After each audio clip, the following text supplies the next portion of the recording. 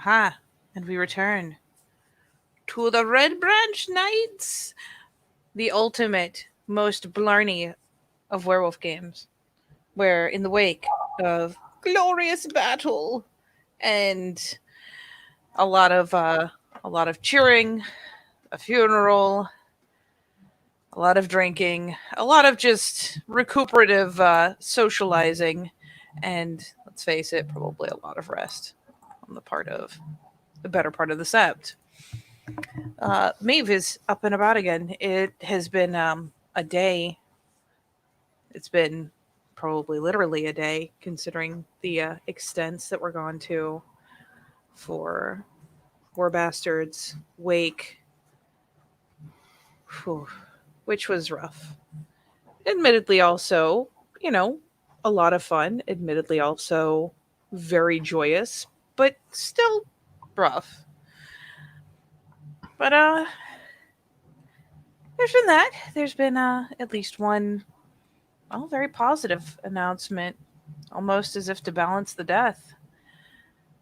And yeah, it's brought some thoughts bubbling up in Maeve. But before she goes looking for sept officials, she has something burning a veritable hole in her pocket that she will be more than happy to pass off to her dear friend Fiona, who is exactly who she is looking for, as she, for the millionth time, uh, just tries to muddle out in her head what the thing does. She hasn't even had much time to get a real look at it,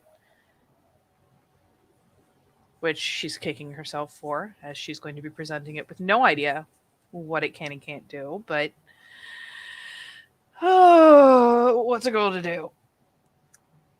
So yes, she's on the hunt for Fiona.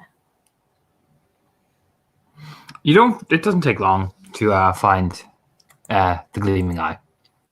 She is. Let's look at the location wise.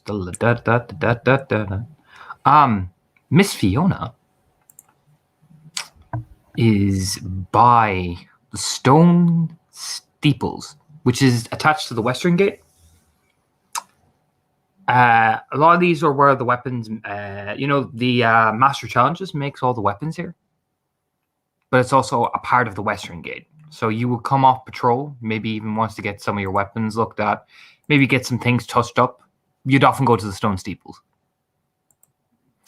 But you can see her just coming out of there. She looks like she's, the normal sword she's using. It looks like it's got a sheen or a, do you know what I mean? Some improvement done. Ooh. I don't think I've really spent a lot of time in this spot. Yeah, I'm looking at the picture now. Mm-hmm. That is very pretty. Very old and very pretty. It looks like they converted an old cathedral into basically like a miniature forge. So like the forging is done outside, but all the weapons are stored inside into one of the corridors. I mean, on the upside, it makes it a lot easier to play casual because she's seen the place before. Mm-hmm. Really hasn't spent a lot of time on this wall. So it's a so she interesting spots her. Little alternative. Mm-hmm. Yeah, spots her, heads in her direction, but I mean, the ultimate keep it casual is Maeve just lovingly ogling this building because wow, that is wow. Yeah, you see her. Still got some bandages on her. She's been healed up, but you imagine, like, I'm gonna put it like this. Grew after battle, they may heal up and stitch up, but I imagine your body takes time to just, recuperate. Settle itself. Yeah. So she's there. Yeah, there's a wave. Yeah, she just gives a polite nod.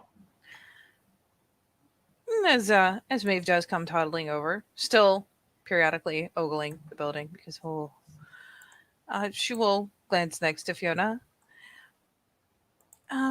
Any chance you have a minute? Sure.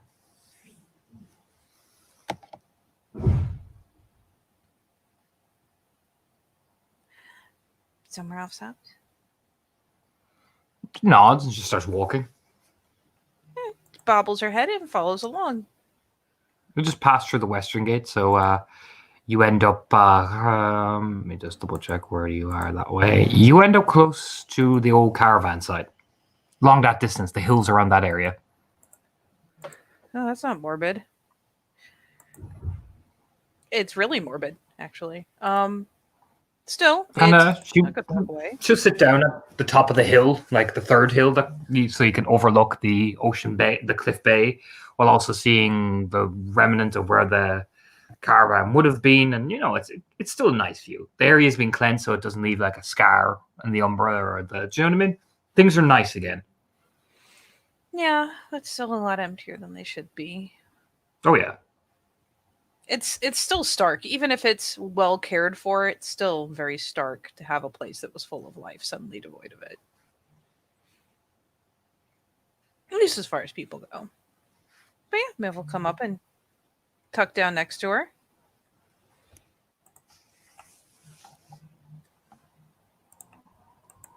I followed up on what I saw, and I found something. There's a great many things that. Well, that's good. At least we have that there. But there are some things we will need to talk about as well. Oh,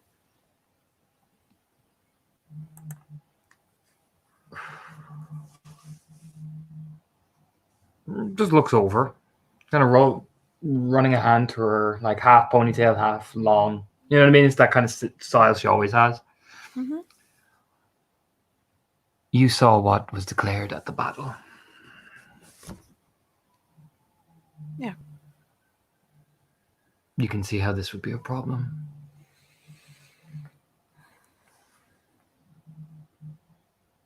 You do?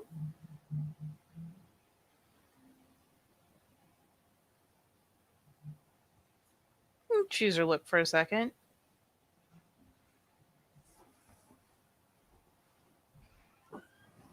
It does draw attention to him, potentially to all of us.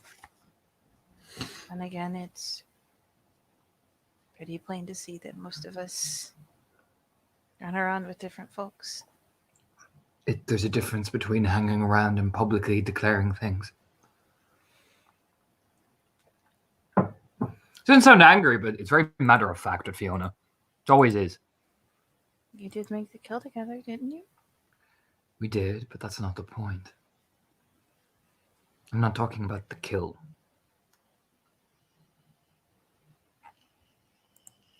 I'm talking about the implications of what we're trying to do.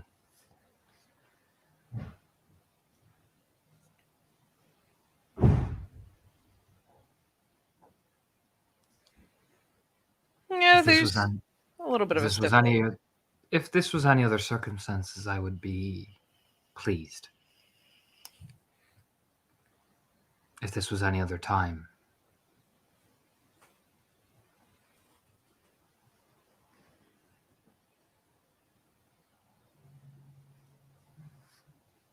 Do you think to an outside eye we really constitute as a threat? It's more the idea. They prey on people whose allies they are, and now that Sean is at least declared on the board, it puts a suspicion and a suspicion on the rest of you. Suspicion over somebody who is equally, if not more so, paranoid than even Sean is, generates an action. It might not be the logical action, but assumptions are dangerous things. It means they can at least investigate, or do something. It draws attention. While Clara and I can anticipate a reaction, can you or Sean anticipate such a thing?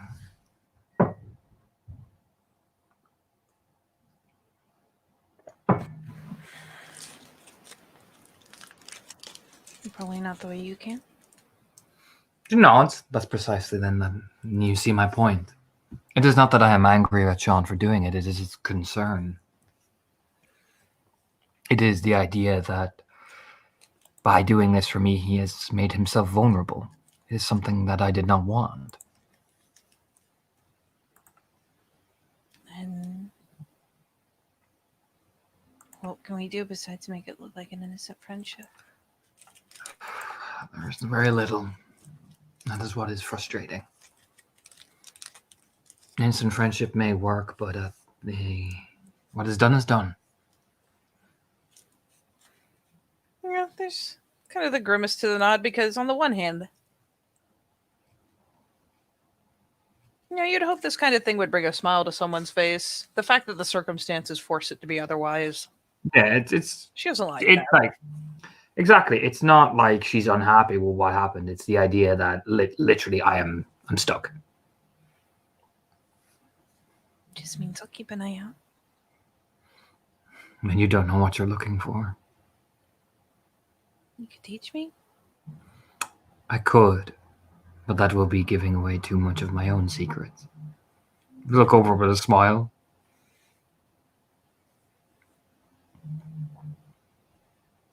Are the secrets more important? Always. It's the first thing we learn as Silverfangs, particularly of my house. Breathe in the secrets, understand the secrets, learn how to keep them, for then you'll know how they're hidden. Nah, granted, it's a twisted logic, but in a world where everyone can kill you and will, it makes a certain amount of crudish sense.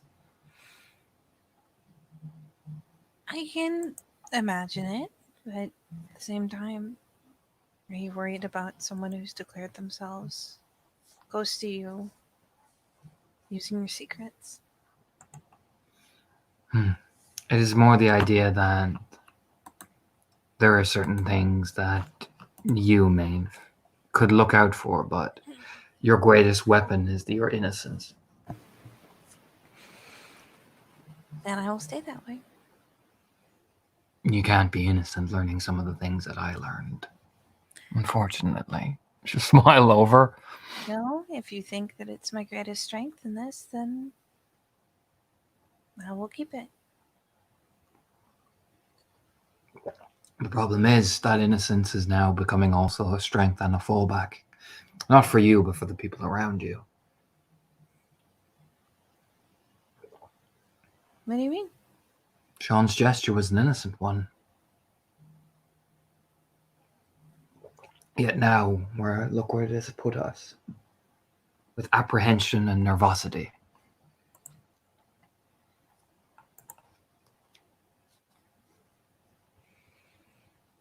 If this person is here watching and studying the people of the Sept, watching and studying the Fianna, if we stay innocent in this, isn't it easier to, after a good look, write us off? It's just that. That would have been the case if you had not declared friendship with me. She gives a sad little, like, oh, honey. You know what I mean? She even reaches over to ruffle Maeve's hair. Not in a mocking way. It's just, oh, you're getting it, but you're getting it too late. Do you know what I mean?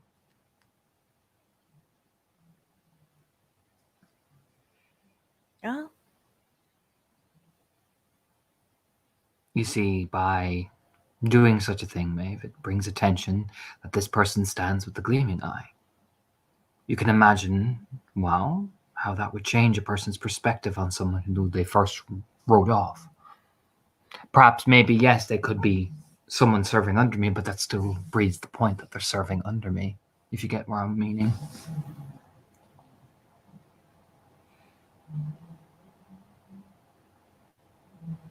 I had just thought we are a tribe that act out of emotion, that form bonds like that. And not every Fianna is an emotional wreck, an emotional jump, an emotional spring. They are emotional, but they're also political.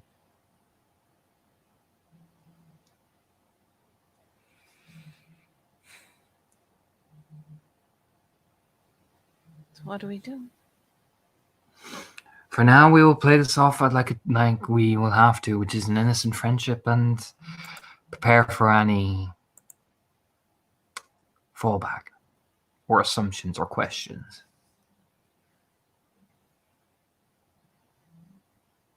It's the only thing we can do. We'll head bobble. She'll take a second as they're sitting there to, pull out the mirror and do the glance around just to see if anything's lingering around nearby that stands out. Nah, typical patrol spirits. You can see them Mm-hmm. deer, wind. Lots of wind here. Lots of wind spirits here. As you would imagine, nothing out of the ordinary. It's one of those things where it's like, yes, I'll just casually look, and if nothing stands out, nothing stands out. But They're not like a sense out of here. caution. Yeah, not out here.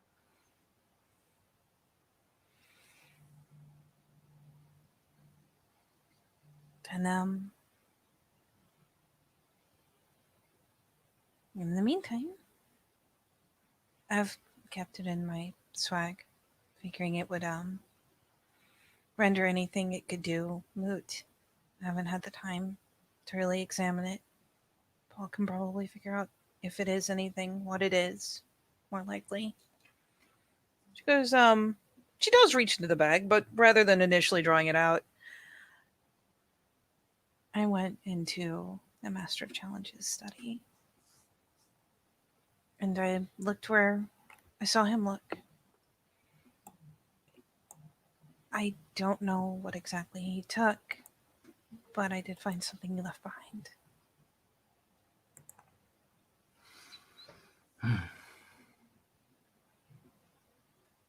Well, let's see. She nods. Figures she'll say as much just in case she doesn't know if this thing listens. So finally, after saying it, she'll pull it out. Pull out the little double bagged pendant because adorable paranoia. But pulls it out and offers it over. If Fiona examines it, tilting her head. This looks like a nexus bangle. Brown knits. Really? Looks like it. I mean, Maeve, roll intelligence occult. Div 6. Sure. Since you have got a little bit of insight. Because initially you were panicking, so you're like, oh shit, what was that? You know what I mean? What is it? It's listening to me. Let's face it, it was a pretty solid paranoid guess. How else would you leave it in his desk? That is 3 successes. That is a modified nexus bangle. It's definitely the type of nexus bangle, but you can tell it's modified. It's designed. Is it modified in more than just like appearance? Because everyone has variants, but is this further modified than that? Further modified than that. It's a little different than any of them I've ever seen. It looks like Maeve it serves another function other than a nexus bangle.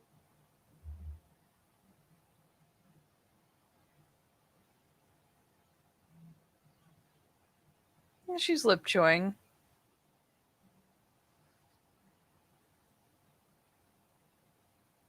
It has to do more than that. Rinses up.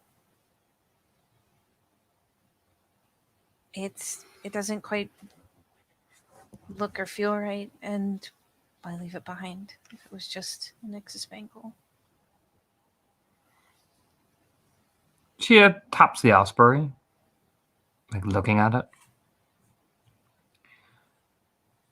And where did you find this? In the Master Challenge's office. In the desk in one of the drawers. There were files there, and when I was watching, he was looking through the drawers and took a minute really rifling through this one. There was a file there with information about the Magnaza. I see. Maeve, who would deal often the most, as you've seen, with records and various things. If you wanted to understand how the sept is functioning in terms of succession and challenging, where would you look on? The master challenges. To glance over. And if you could plan something without being seen, what exactly would you plan? Something that could watch or listen or both. She kind of, hands it back kind of suspiciously. In this case, seeing as it was inside a file, potentially even something that could take in what was around it. Maybe understand what it was said in. Yeah, she does take it back, kind of squints at it.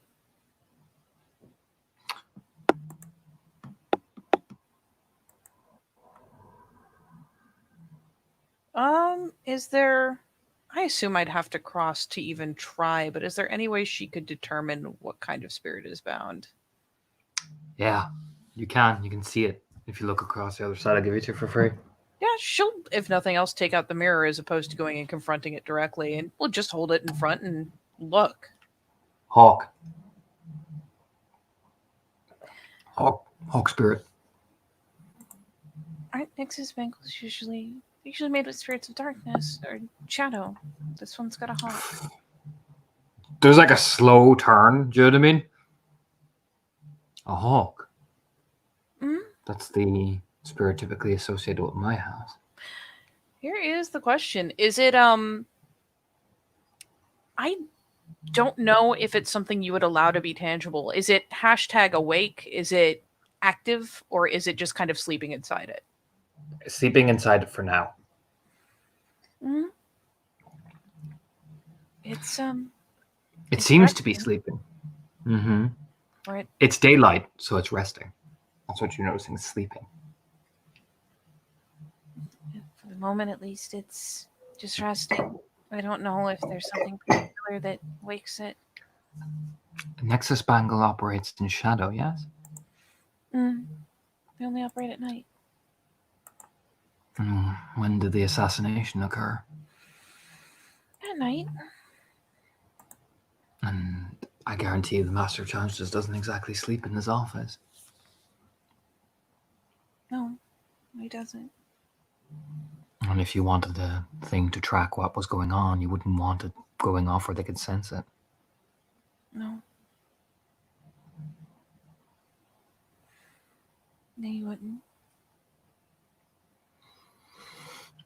I would try and investigate that as much as you can, but only do it during the day. Yeah, there's just the firm nod of like, you know what, you right. That would be my advice.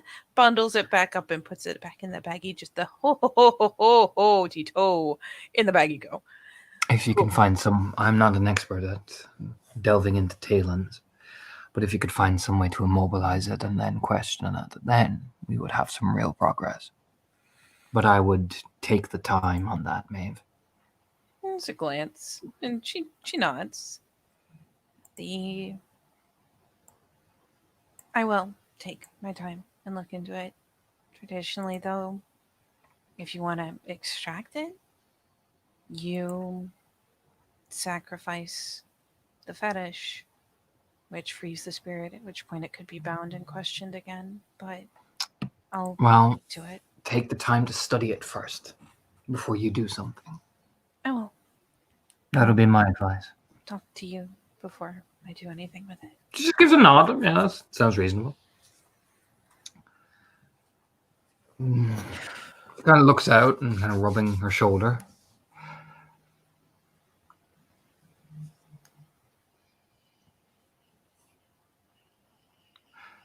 You're going to have to be careful if Sean has already placed a piece on the board, whether he meant to or not.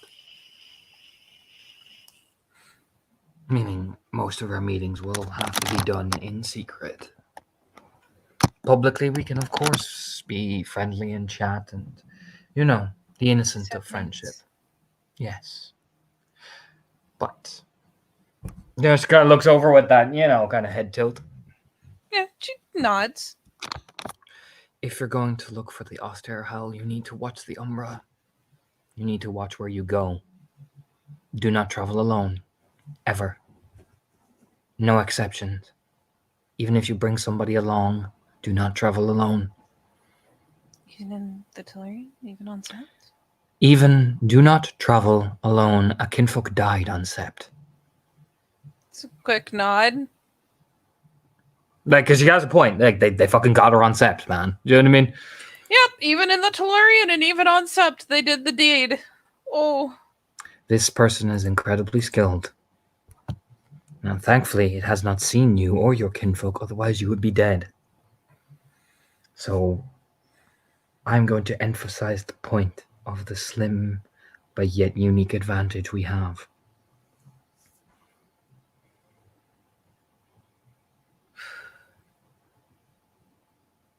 Now, I know some of your pack are loudly proclaiming their allegiances. I know some of them are not. So, the question is, Maeve, you need to learn to use that to your advantage.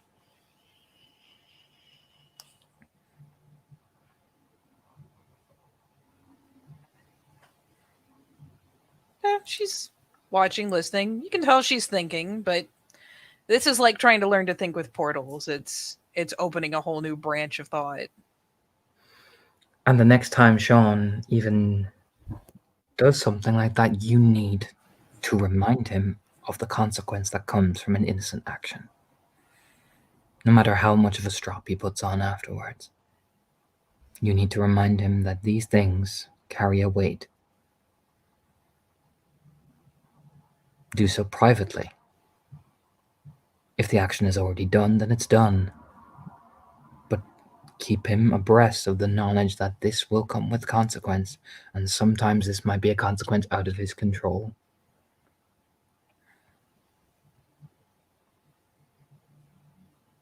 Okay. She just gives this little firm nod.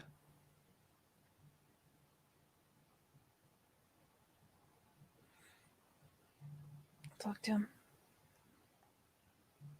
Good.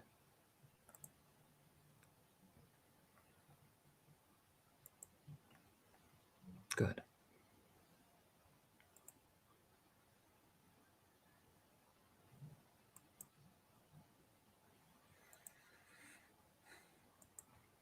And she ends up thoughtfully just Do eyeballing the you old side of the caravan park.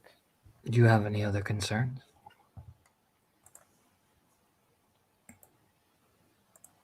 Um,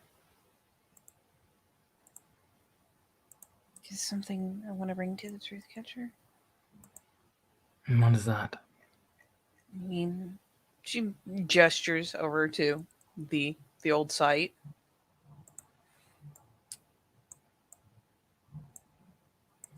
We've lost people, several people now, and She'll look over the. I'm by concerns. I mean about the.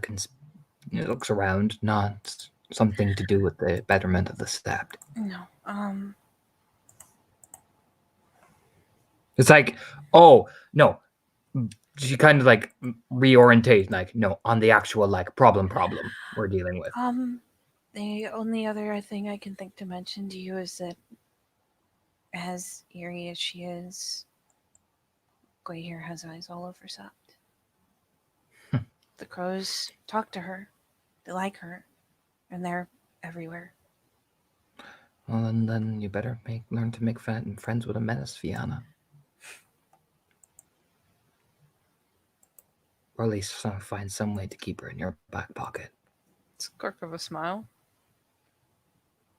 Because I will be a target.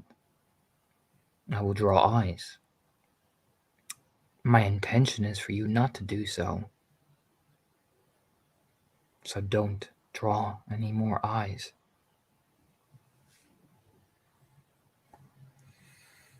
Okay.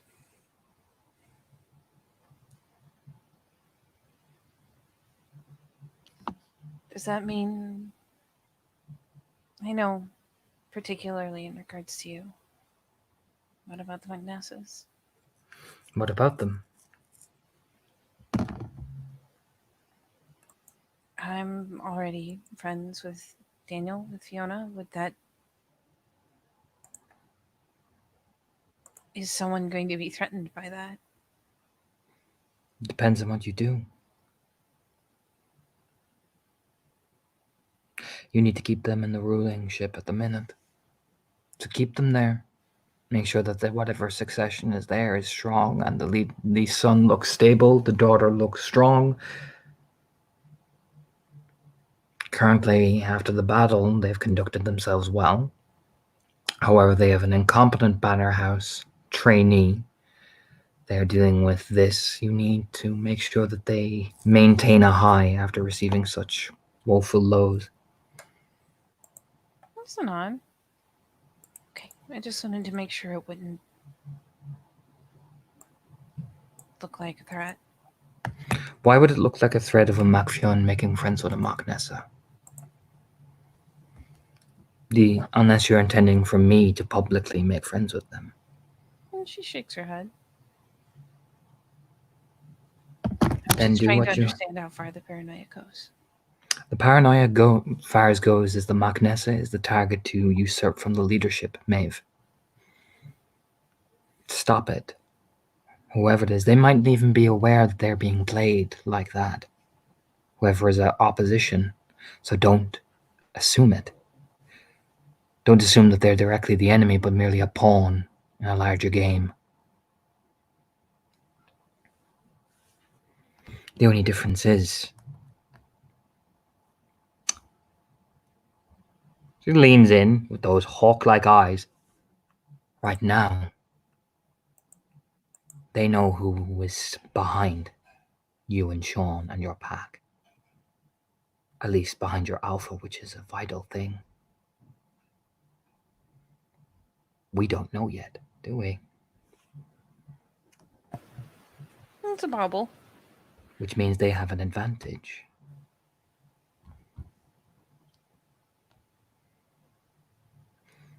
Now, if I were you, I would keep your betas under the radar as he likes to think he is.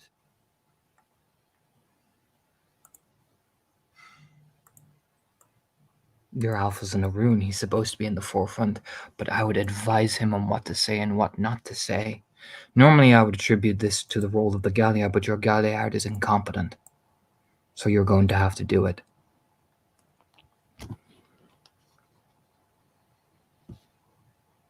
If the Heritage can't advise her, Aruna, can she?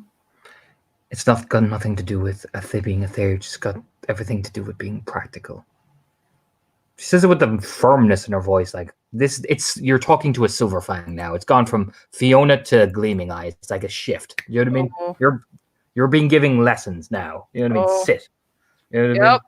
Yep. She recalibrates slightly, like, oh, that was oh. Oh well.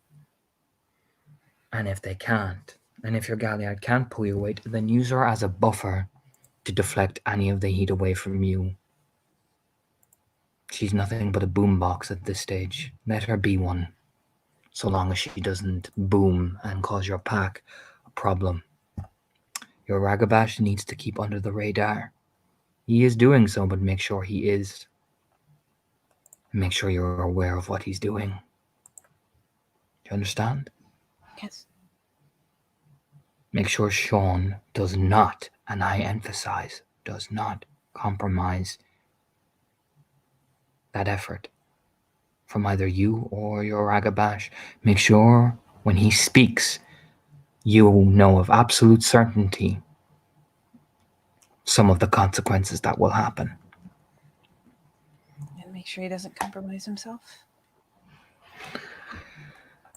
He will compromise himself when he speaks, but make sure he has the power to be able to handle it. I'm going to ask you a very honest question. What is your Ragabash doing? Do you know?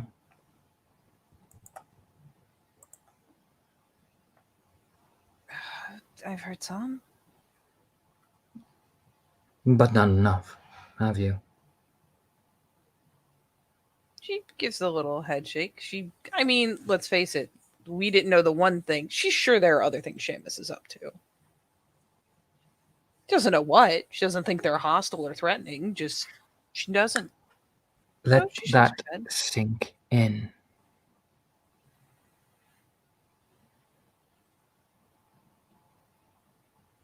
I may not know the full extent of what Paul or Runa does, but I know enough that they are out doing their duty and will give me a full report if I ask for it.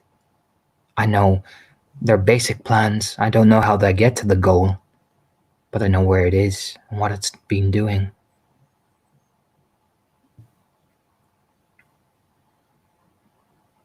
Do you understand? Yes. And she says it's much like a teacher. You know what I mean? Is it So, legitimate to plan to go through Sean to learn it? He's more likely to respond to Sean asking than me. is he? I can talk to him as a friend. Sean can talk to him as an alpha. Sean could talk to him as Alpha, yes. But do you trust it to not to bucket the situation? Sean to have. Sorry, she licks her lips. Do you trust Sean enough to keep it instead of an order and a demand? Then again, do you trust Shayna with that, knowing what's going on, considering what a loudmouth she is? Not yet. There's no not yet. There is no or yes. She stares with such intense eyes. Then no. There is never not yet. Shayna has already proved that she cannot hold a secret. Do not trust her with that. Okay. Sean has already proven that he will do things without telling you. Did he tell you he was going to do this? Well, no. Did he tell you? Did he consult with you as your theurge that should this be a wise course of action? No. It was an act of passion on a battlefield. It was not on a battlefield.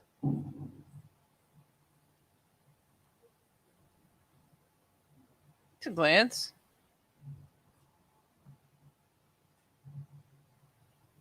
It was in the aftermath of one, where everyone was watching.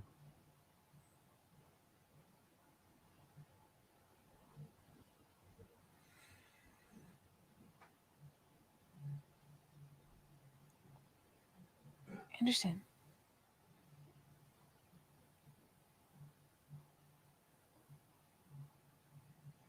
Oh, I hope you still see it too.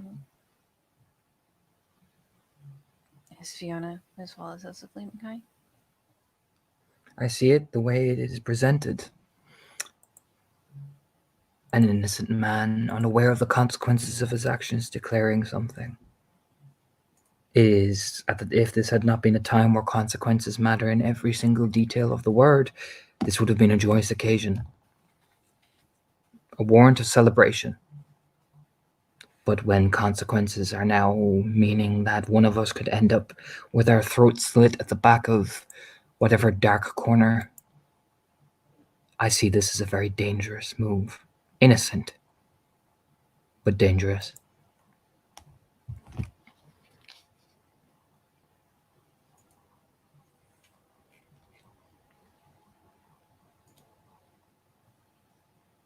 She nods.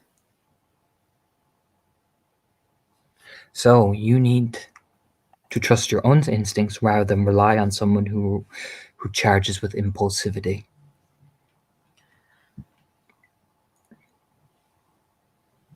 Trust Sean to be Sean, but do not trust him with something that you know he cannot do. All right.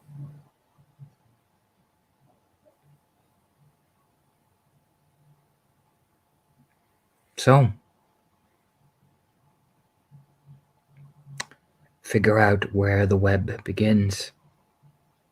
Figure out what your Ragabash is doing enough to know that perhaps he could be of use to you. And figure out what that does. And then we might begin to finally have a chance of catching him, because right now we are on the back foot. All right. I mean, you can tell she's still thinking, processing, but nuts. Just like before, we are branching into whole new territory, but she is confident that she can And make do us all not go. be afraid to tell somebody the truth, no matter how much they don't like it.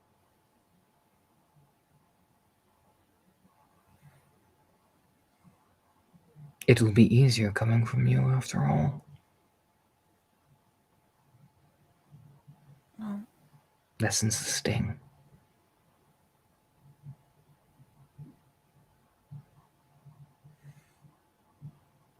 okay. You'd be surprised what you find. She stands up. Yeah, she'll go ahead and get up and dust herself off, make sure the pendant is well deep in the swag. Yet you don't ask me. She leans back a bit curious, like genuinely like, huh.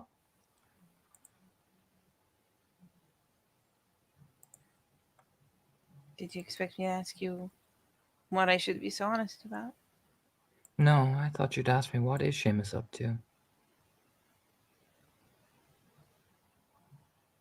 Kind of defeats the point of me finding out for myself. If I can't find out what my own packmate is doing, how am I going to discover anyone else? Well, at least you're learning. She gives her hair a ruffle and starts walking. It's not like, that was the right answer. That was the right answer you needed to give me. You know what I mean? Yeah, good, Maeve. Good. You can learn. Good. Hey, we might survive. Do you know what I mean? Yeah, she'll trail along with her. Though she will, like let a gap form as they wander back into Sept and split off. Just so it's not as big and public a thing that they're going anywhere in particular together, spending any special time together. Whew, that was something. But she has So where you going now, Buffies? she's got another stop to make that doesn't doesn't lend well to having a large group with her. And she does not love the fact that, well, Fiona has only just made the point that she shouldn't go places alone. Meanwhile, she now needs to go to Brooks Rest, and that's a long walk, man. What we call Angela. But my poor kinfolk. But you could totally call Angela to come with you. I know. She does drive. She does. Yeah, she'll poke her head in. Ask Angela if she's game to go out to Brooks Rest for a little bit.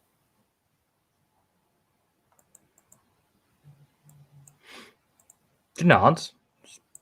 Yeah, good. Yeah, of course. Gets me out of the house for a bit and gives Fake some privacy.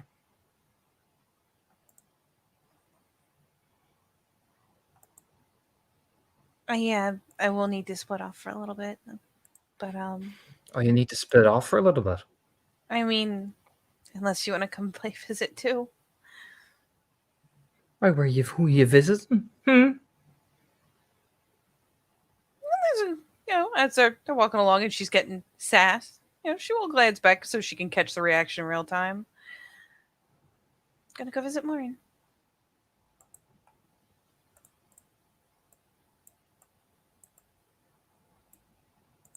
There it is. Ha. But it's not disgusted or anything. It's just wait. Ha. Ha. It's more confused. What are you visiting her for?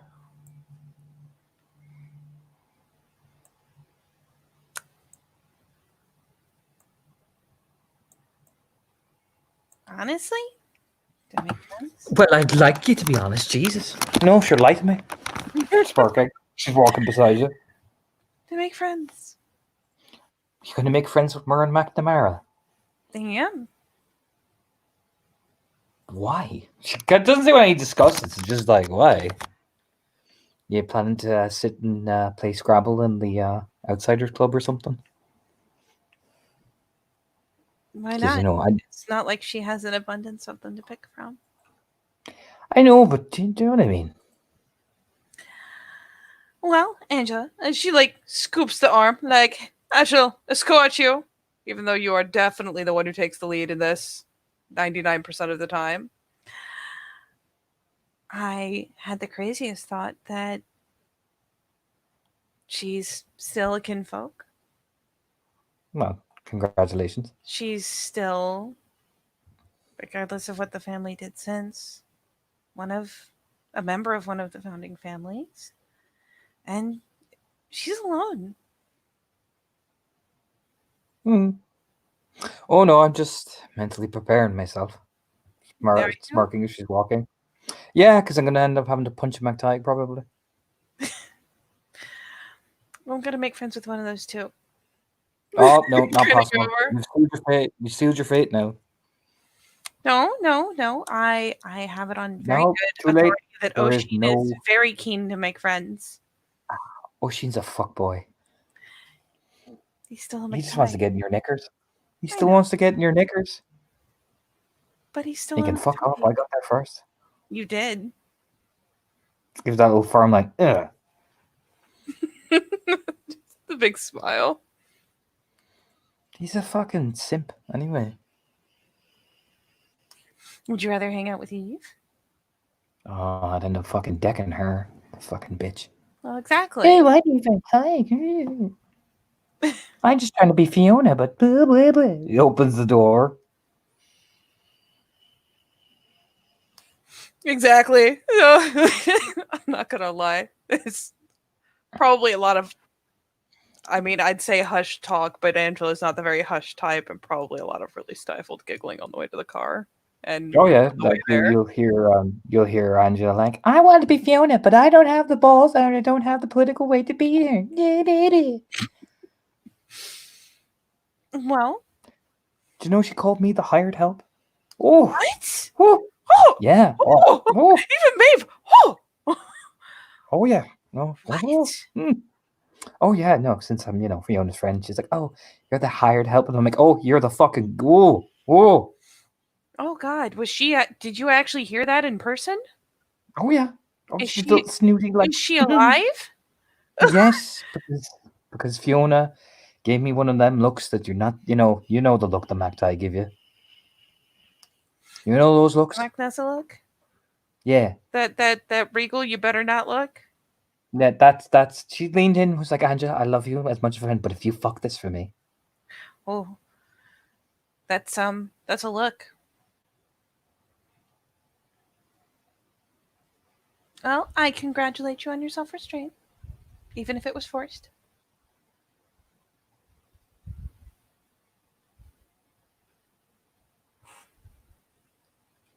Mm-hmm.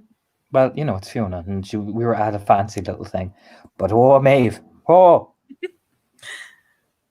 Well, imagine how she'll feel when she got passed up and we're hanging with Oshin as one of the children of the Night instead.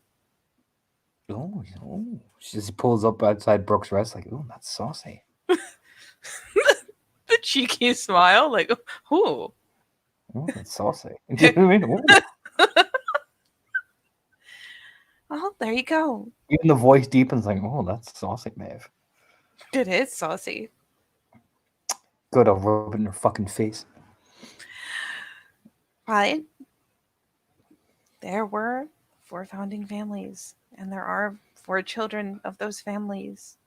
I And know wanted, that, Maeve. and I want Go. Lauren to feel safe to come out of her home. Well, all right, I'll come in with you and fucking stand there awkwardly like a fucking. Hmm.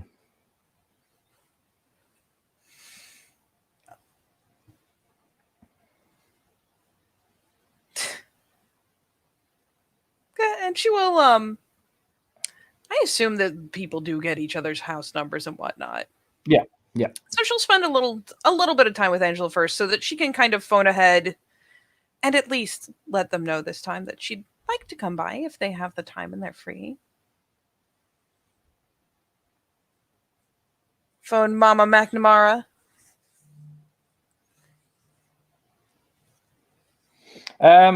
So she's not It's just turning up on her doorstep. it's actually not Mama McNamara who answered. It is actually Murren because she's the only one home at the minute. So Oh, she's like, oh, with the little poke head out the door. oh. I was okay. I'd meant like with a phone, but this is way Oh, funnier.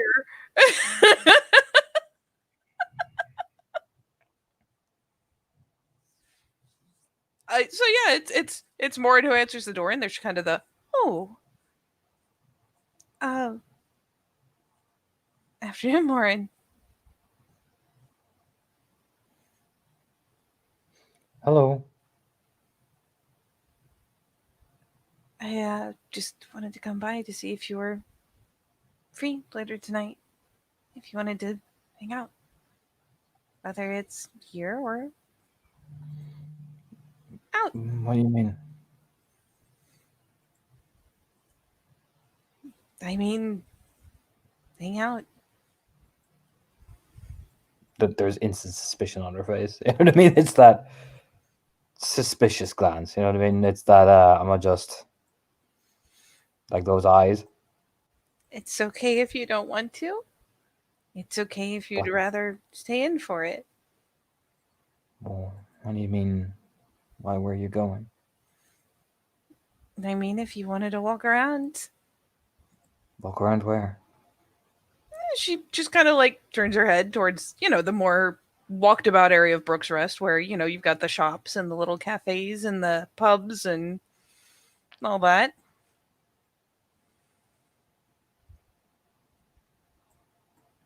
You could catch dinner. I don't know when the last time is you actually went out to one of the shops. The bookstore's got some new things in. I know.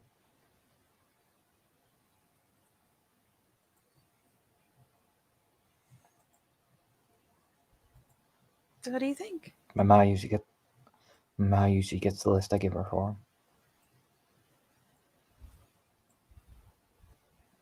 Would you like to come have a No, look yourself? no, no, no. Shake of the head. Push, loop, loop. Shake, shake. Okay.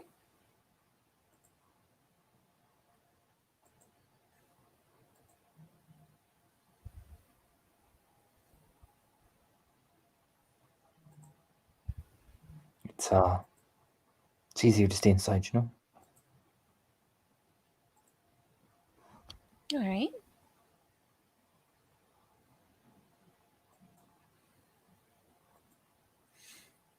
Again, she just is constantly looking beyond you. Like she sees Angela, she doesn't recall seeing Angela by the car. You know what I mean?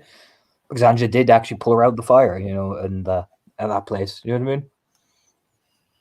So there's a positive reaction towards Angela and you, if you get me, by the fact that she doesn't just abruptly quickly close the door. You know what I mean? The fact that she didn't just dive back into her gopher hole. Yeah. Yeah, No, Maeve is it's some. Maeve is not It's even. better than nothing.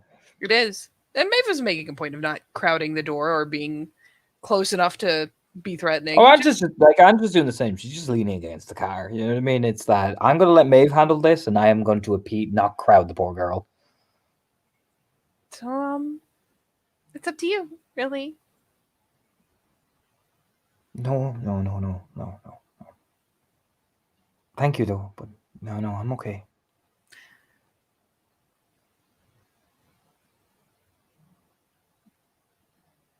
We could go pick up a movie if you wanted to stay in. If you did want company. But if you don't, that's okay. It just seems lonely. Safe? It is.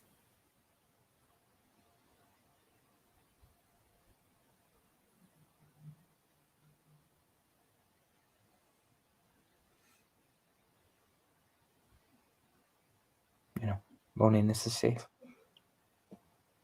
Sorry, what is safe? Loneliness is safety.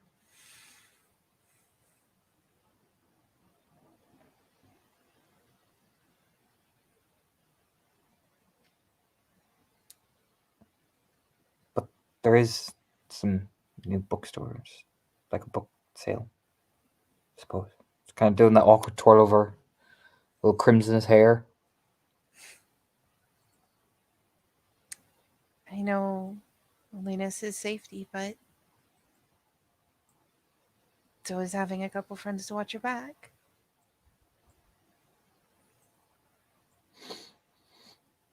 Yeah, I can go for about 15 minutes. Sure. Just this awkward, like, I'm just going to close the door behind me. She double locks the door, checks it, double locks it again. And, just awkwardly follows behind you guys. Yeah, Maeve will do that. You know that thing that you do when you're walking with a group where people shift how they're standing and people subconsciously tend to react to it?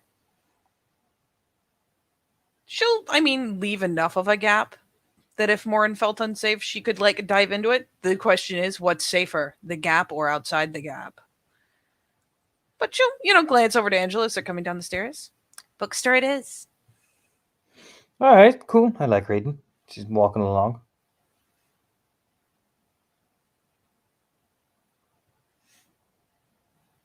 I think they're going to be convinced I like nothing but children's stories before too long. Kind of grinning over. Yeah, but you're a big softy. I am a big softie. I picked up the full-sized children's illustrated copy of one of the local stories. I hadn't heard of that. Well, overseas.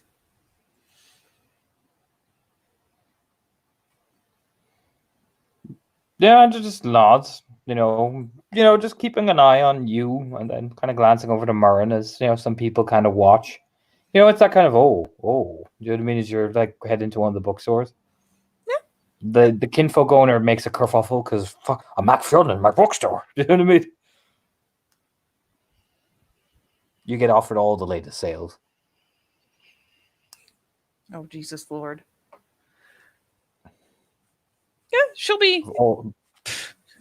Of all the period drama books, like this is a real tale to Ireland. Oh, you know what I mean? She will happily go in and indulge people, though she will keep an eye on Morin and make sure she doesn't get crowded away or smothered or too much attention is trying to balance the two. Though she'll call over at some point.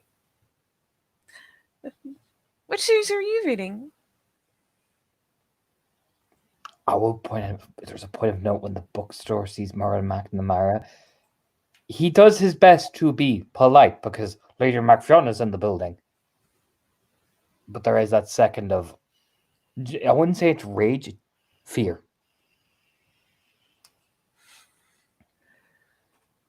Maeve admittedly does what she does best and treats her presence as though it is as normal as anyone else's. Doesn't draw extra attention, doesn't treat it like it's something that needs to. She tries not to draw over much attention, but treats it very casually in the hope that that will kind of spread. That's probably the thing that strikes Maeve off guard about it. It's not hostility, it's fear. I mean, if you can respond the same way, hopefully, if Maeve isn't scared, it might inspire people to at least second guess a little bit. It does and it doesn't. It's like, oh, the guru's here. Oh, thank God. Okay, so she's safe. You know what I mean? It's that which probably makes Maeve sickened a bit more, if you get me. Mm-hmm. There's a guru here to keep an eye on her. So. Aww. Oh, Momo. So Murren kind of just awkwardly shuffles to one of the back things, and when you go, so what are you reading?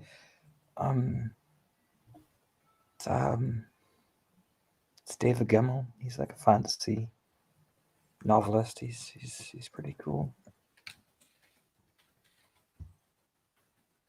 Heard a lot of stuff in the 80s and 90s.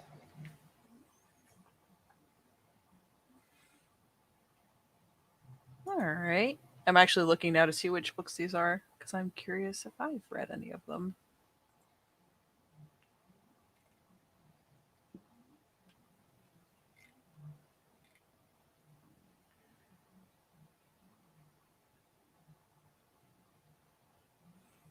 I haven't. Yeah, I read them. Very good. Some of them are very, very good. I might start taking a look at them because I'm curious. So yeah, Maeve. Well, I mean, does he have any more recent books, or his all things that have been Yes, in circulation for a while? he's he is still alive at this point. So there is a couple of new books out. A lot of books on Troy, actually.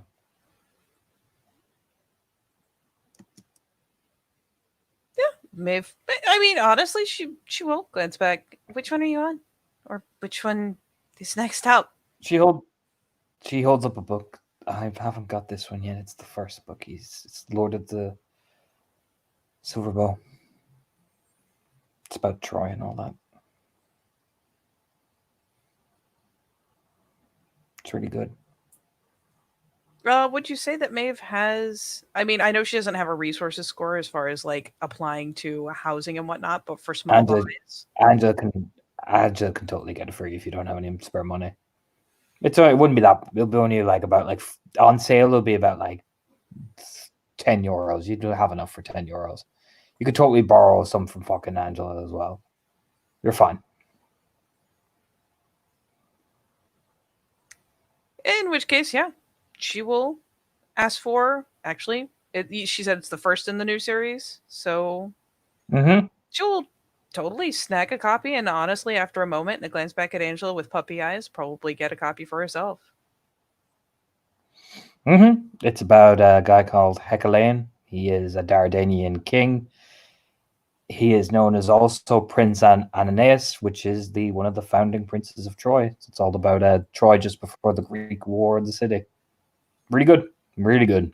I'm not gonna lie, it sounds like something she would totally read. So absolutely, she will totally indulge the seller on the fact that he's going, oh, sales and this, and she's like, you know what, I do want this one. In fact, can I get two copies? And she'll puppy eye Angela so hard for the difference if she doesn't have enough for both. But Oh yeah, he totally lets it happen. Angela doesn't mind. She'll fucking pay for it. Mern just takes it kind of awkwardly, like timidly. Like here, I'm just gonna put this in here. Do you know what I mean? yeah, again, Maeve treats the whole thing. I know Morin is nervous, the bookkeeper's nervous. Lord knows other people in the shop might be nervous. Maeve just treats it like everything is fine and nothing is wrong, and is, very cheerily, here you go, not high key, not performance art, just, passes the one to Morin because it's one that she wants, and, you know, takes a hold of hers, gives Angela a peck on the cheek because, aw, thanks, Bay.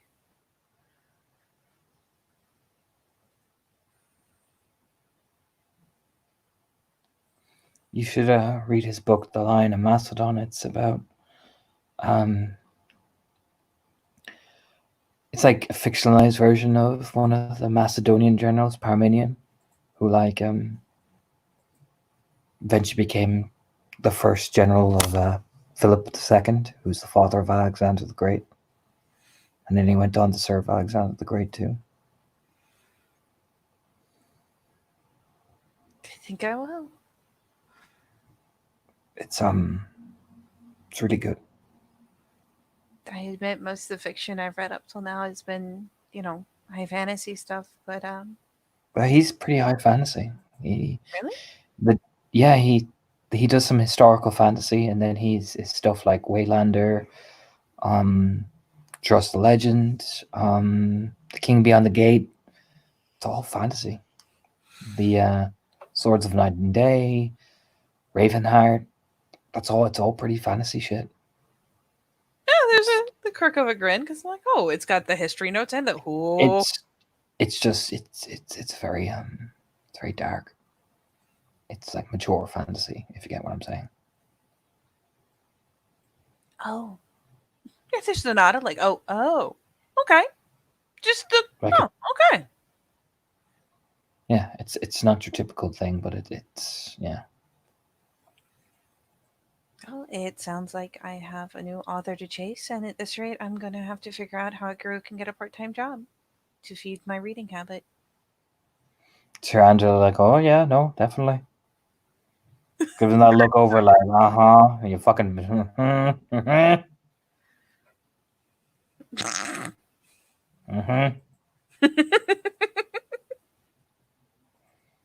My favorite book is Quest for Lost Heroes.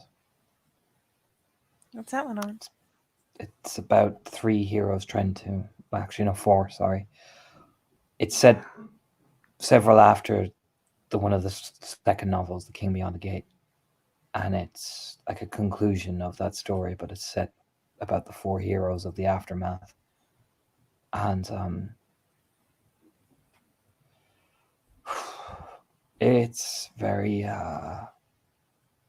sad, but it's also very it's very sweet.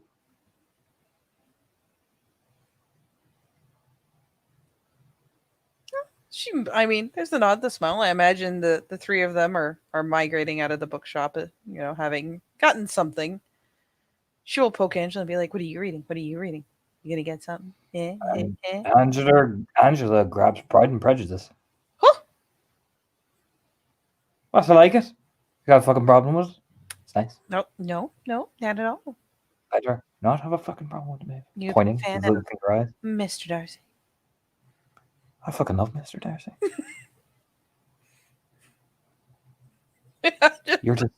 You are just jealous that you can't handle that. I Sticks his head to the side, like, sticking his head up in the air, or her head up in the air. I'm not gonna lie, the snickering. I don't think I could. Look, your one's a dirty, dirty bitch. I like reading it. Big fan of Jane Austen. Then A little bit. She's a bit of a cunt. is that why you like her? Yeah.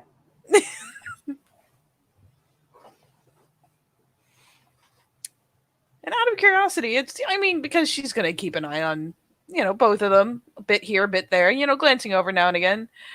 Is Morin kind of hermit crabbing or looking hermit like crabbing to talk? Hermit crabbing hard. I'm staying behind you two. I'm going to stay here, behind you. And because, if nothing else, because Angela's taking the piss on her. There's the glance back. Do you have a weigh-in on Jane Austen? She's a bit pretentious. Grin. The look over of victory on her face. What, Angela? Yeah. That me, like, me.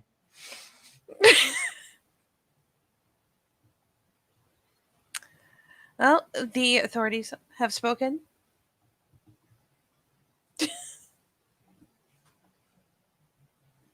I never thought I'd have a discussion about Jane Austen outside of English class.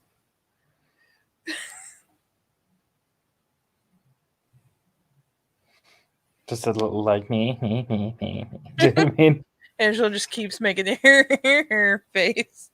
Yeah, exactly. So happy and pleased with herself that someone acknowledged her superiority. I like that she's like, I find her very pretentious, and Angela's like, yes! I'm right. But yeah, it's the whole, they've walked to the bookshop. She's not going to throw any curveballs at Morin. So it's, they walk there, they get their books, start walking back. Yeah, you can see some of the other traveler folk riding by on bicycles. They kind of, people come in and out. Let us see. Oh. Do I make Maeve sad?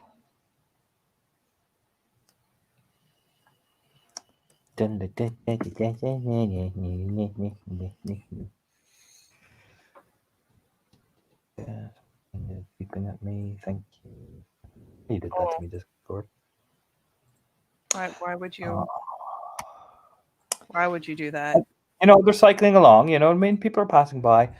A rock gets thumped onto the back of Morin's head as they fly by on the bikes. Like, dunk. Oh no! Yeah, Angie is yelling after them, but they're like long down the fucking laneway. You know what I mean? You know when you're going fast down a bike. You know what I mean? Oh yeah, I'm not gonna lie. Maeve gets pissed real fast. Oh yeah, Angie's shouting and throwing the rock, but it's pretty ineffective. Like they're fucking miles away. She yells. To be fair, like Murren does stumble like a good bit. Like ugh. It's not like a full stone because that might have killed her, but it's a wet paper thing, so it sticks in her hair. I'm not gonna lie, Maeve probably without even thinking, it's what she does when any kinfolk has been kind of, I mean, attacked even in the most ridiculously low key form. She kind of like, jumps between, and she has a thing or two to say about it, though she does look to Angela. Did you see who that was? I didn't get a fucking good feeling. Fucking picks up a rock and fires in that direction. Yeah, you know what I mean? Angela's fuming because that like she looks over at Murren like what when you have that thick long hair and you get something wet in it. She's like, oh jeez, do you know what I mean? Like that, like Angela's genuinely pissed about it. I couldn't get a fucking good look at it. It didn't look like Eamon because Eamon wouldn't fucking do that. He'd fucking deck the fella. I don't know. It looked familiar, but I couldn't make it out properly. Right. Definitely not Eamon though. She nods her head. You know what I mean? It's one of those things where, like, you can tell she is working herself down from the urge to be like, I could bust Lupus and I could catch your ass. I could do it. I don't know what I'd do after that besides give you a fucking earful that would set, like, your own mother's henpecking to shame, but oh. But yeah, it's the puff of working herself down. What's sad about the whole thing is Murren just eases up. She kind of rubs her face a bit, still a bit disorientated because ow. And just meekly starts going towards her door as quick as she can. Her face going like pure like red. You know what I mean? Glancing around, is there anyone eyeballing the situation? They're watching, but they're not intervening. You know what I mean? It some people are going about their day. Some people kind of shout because you fucking youngsters. You know what I mean? But this is the kinfolk area. Most people just kind of go about their business. Do you know what I mean? Particularly when a guru is yelling. It's like, we're just going to be over here out of the way. Okay, thanks, bye.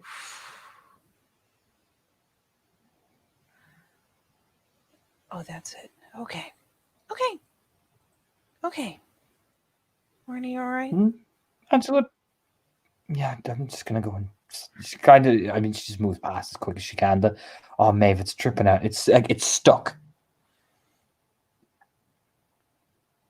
And you know what? At least initially, she'll help her get back to the door first, because that is what she needs. She needs to get back to a place she knows is safe, and Maeve will curry her there.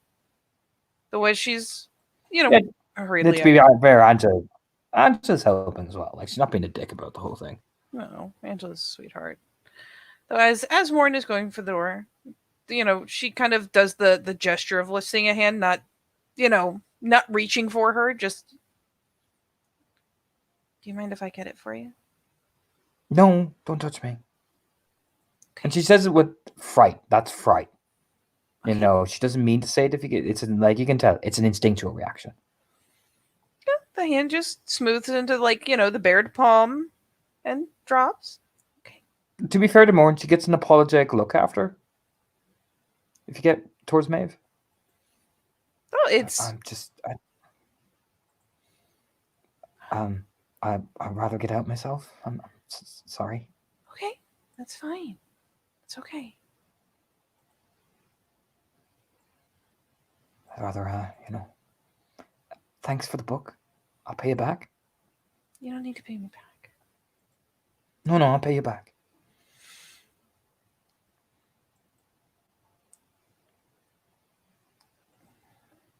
Can you consider it an apology for what happened while I was supposed to be? No, it wasn't your fault.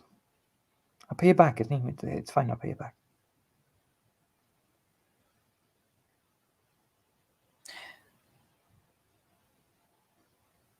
It was meant to be a gift. Well, still, kind of awkwardly, like, is opening the door, like, fumbling with her keys a bit. She won't stop her. She won't try to like follow her in. Thank you anyway. Yeah, I mean, the door slams and, I mean, not slams, but the door, and Maeve just kind of looks down the way like, I bet I could still fucking. Ooh. And she'll just put her hand on Maeve's shoulder.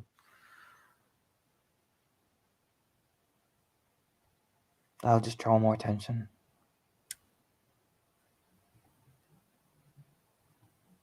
The girl's humiliating enough as it is, Maeve.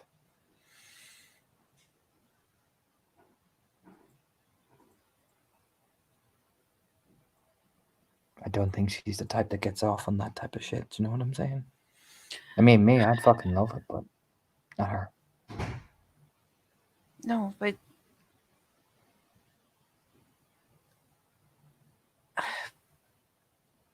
at what point can I look at someone and tell them what they did is wrong? Well, maybe stop focusing on all the other people, and you bought her a book, and she accepted it. There's a victory.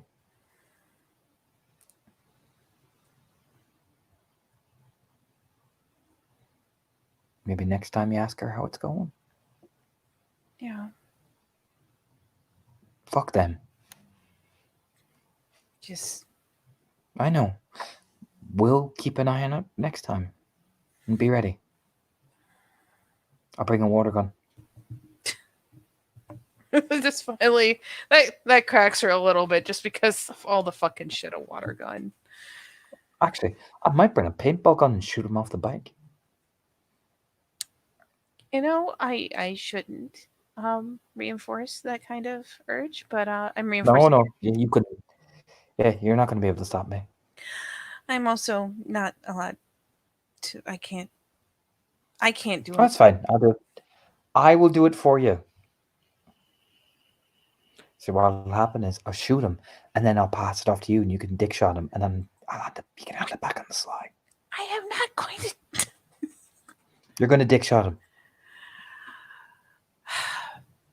Or more importantly, you're going to shoot it so it doesn't hit him, but it sprays all in their hair.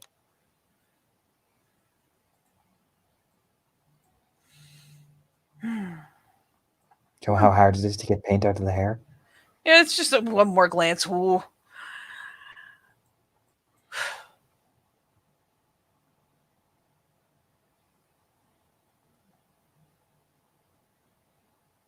But no, you did a good thing. Don't let that cunts like that ignore you. We'll get them next time. Mom, let's get you in before you start losing the plot. Yeah, she lets Angela shoo her into the car. Just. Ooh.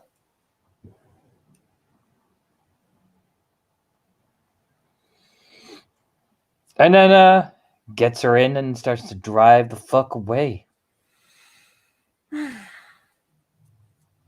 Yeah, I'm not gonna lie. There's at least a brief instance of like the face rubbing of like fucking. Oh, I know. I'll get her out of the house even just for a little bit, and she'll see that it's okay, and then she'll want to. She might actually indulge me in this whole like meeting up thing, but no. Essentially. So, Maeve, where are you going next? I suppose here's where I should probably give the link to other people. Do it. Do it. I'm doing it. Do it. Do it.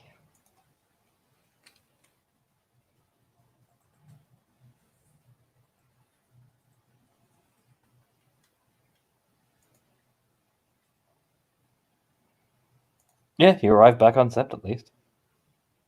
Yay me. Yeah. Angela will peck you on the cheek, and I gotta go check on Fiac. I'll be back, alright? Just, I don't even know what to say from me, but yeah, go check on him. He's nursing the hangover. He'll be alright. I'm just gonna make sure that he hasn't fucking choked in his own vomit. I'll be back. Alright. trot, trot, trot, trot, trot. You know what I mean? Toddle, toddle, toddle. Yeah, that's literally what Hansel's doing. Just do, do, do, do, do. And just like that. Da da da. Yeah, she'll be rubbing her face and, calm down between Angela rubbing her the whole ride home. And I know I did it good, but it went bad and I don't like it. But she'll, finally, as Angela toddles off, just put the thought through the link as she's heading over in the appropriate direction. I'm gonna go have a word with the truth catcher. If either of you, if any of you, want to be there. Yeah, come with me. Sure. Just something I thought about with well, Jane's home and this kinfolk we found, this cub we found, just stirred something up. And Sean, I figure you being there is a good idea, and if you want to come, Sheena, just polite. How's about on the way over you tell me the gist of what you meaning to say? Sure. She'll hitch up with Sean, and Shayna's more than welcome to join him for the walkie.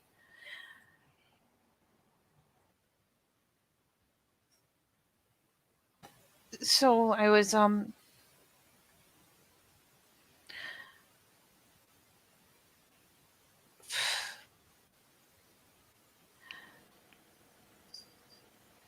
what happened to Jane's family? Obviously nobody knew until we found her, right? That's as far as I understand. So it's very possible that people who have less frequent communication with their kin, long silences may not seem alarming, but it's probably a good time for people to start reaching out and marking those who have gone silent or gone missing. Not to be critical, but where does the truth catcher enter into this? The truth catcher is someone with position. He's someone who's been very invested in all discoveries of extended families, of lost kin, of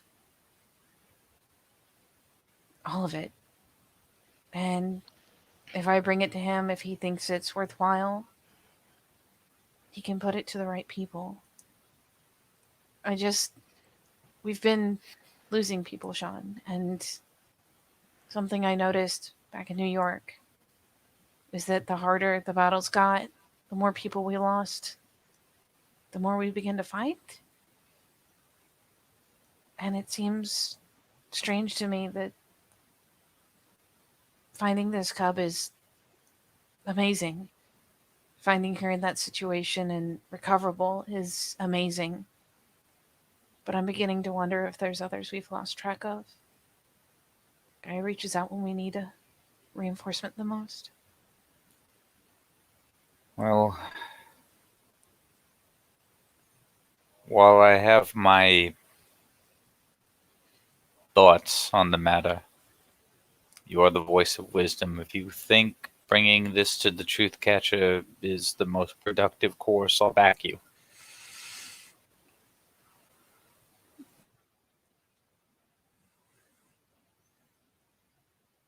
Kahora has always been willing to listen, and he's always heard people out. If I'm being silly, he'll tell me so, and he'll send me out. But if this holds weight the way I think it could, even if it's not in pursuit of potential changes, even if it's just making sure we still have the people we think we do, he's the right person to put it to the people that need to know.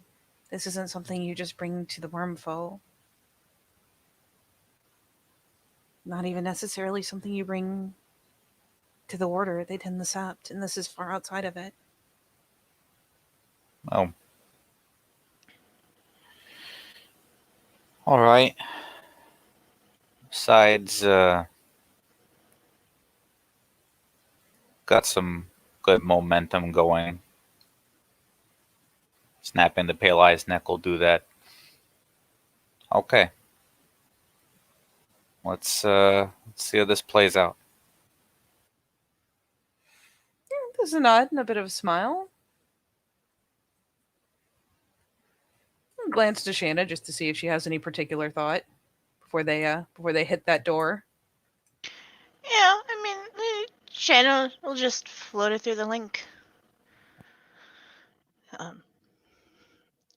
I imagine, Maeve, once Jane was found, a lot of people started checking in with kin they're not exactly close to. So instead of asking or suggesting people have done this, maybe ask who's done this and what they found. It's not that I think people are careless, but where silence may normally be normal, it may take time for people to get back. It's not like we've had the time to go check on them all. You're still the first ones to go back to that house. There may be others who we haven't heard back from, thought it was normal, and no one's had the time with all this pressure to get away from Sept and to check. Yeah, there's a verbal nod. Just a thought to mind your words and how you present them. She gives, you know what, there's the nod of, you know what, fair enough, considering how much I chide you on phrasing. I ain't even mad. Just nod. And yeah, she will go to see if they can get themselves a wee audience with Mr. Truthcatcher. Mr. Truecatcher is come. You can see him walking away from where the dead parents normally were. And he's got just slowly, it's got that look of I'm just putting this tobacco in my pipe and I'm about to light it, and here comes people to see me. He, just looks up, not with any annoyance, just very casual, like I'm just going to continue lighting this pipe. Putting it into his mouth and taking the little exhale, so it comes out of his nose, much like the picture, just staring at you all. Raya, I was hoping for a moment of your time. There you have it.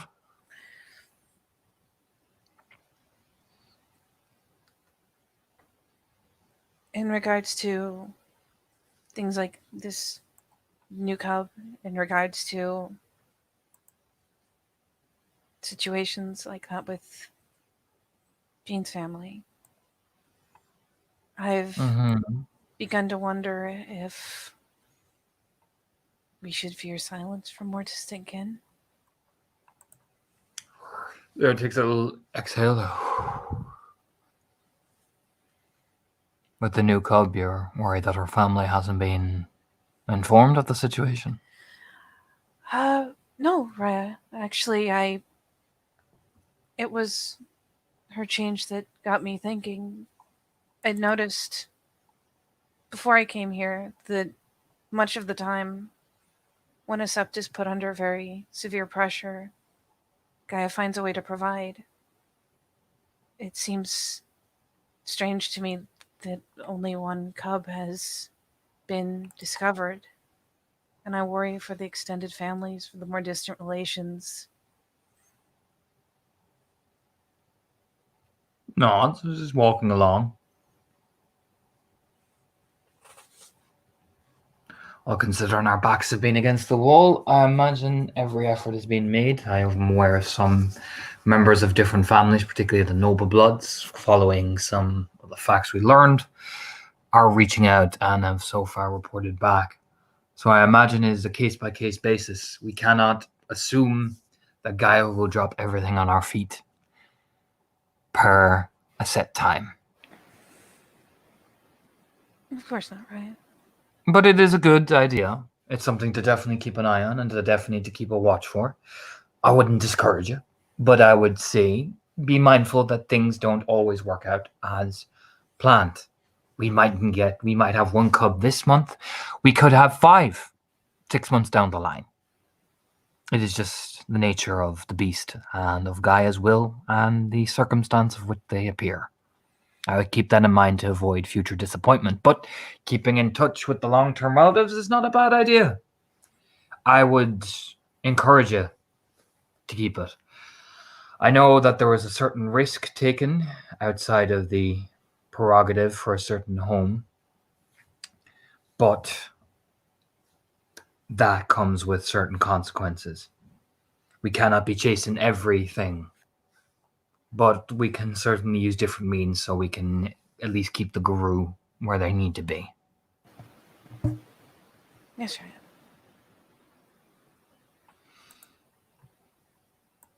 Just because a very matter of fact, it's very straightforward. You know what I mean? Like, he's not being angry. If you get me, it's just straightforward. You know.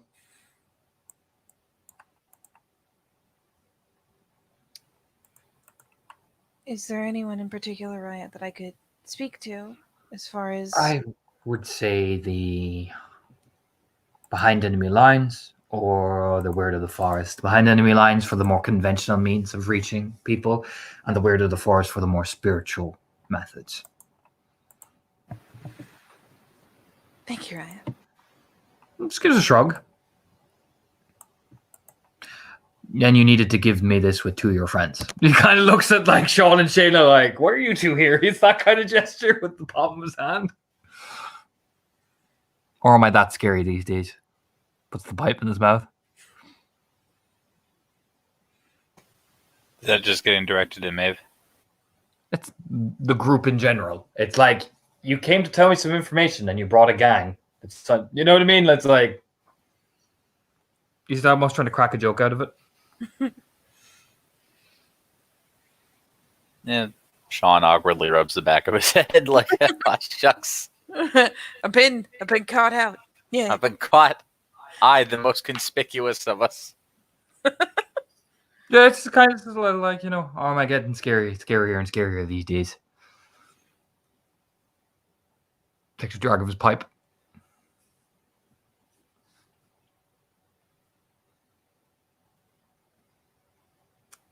I've only found you fearsome when you decided to be, Raya. I guess so.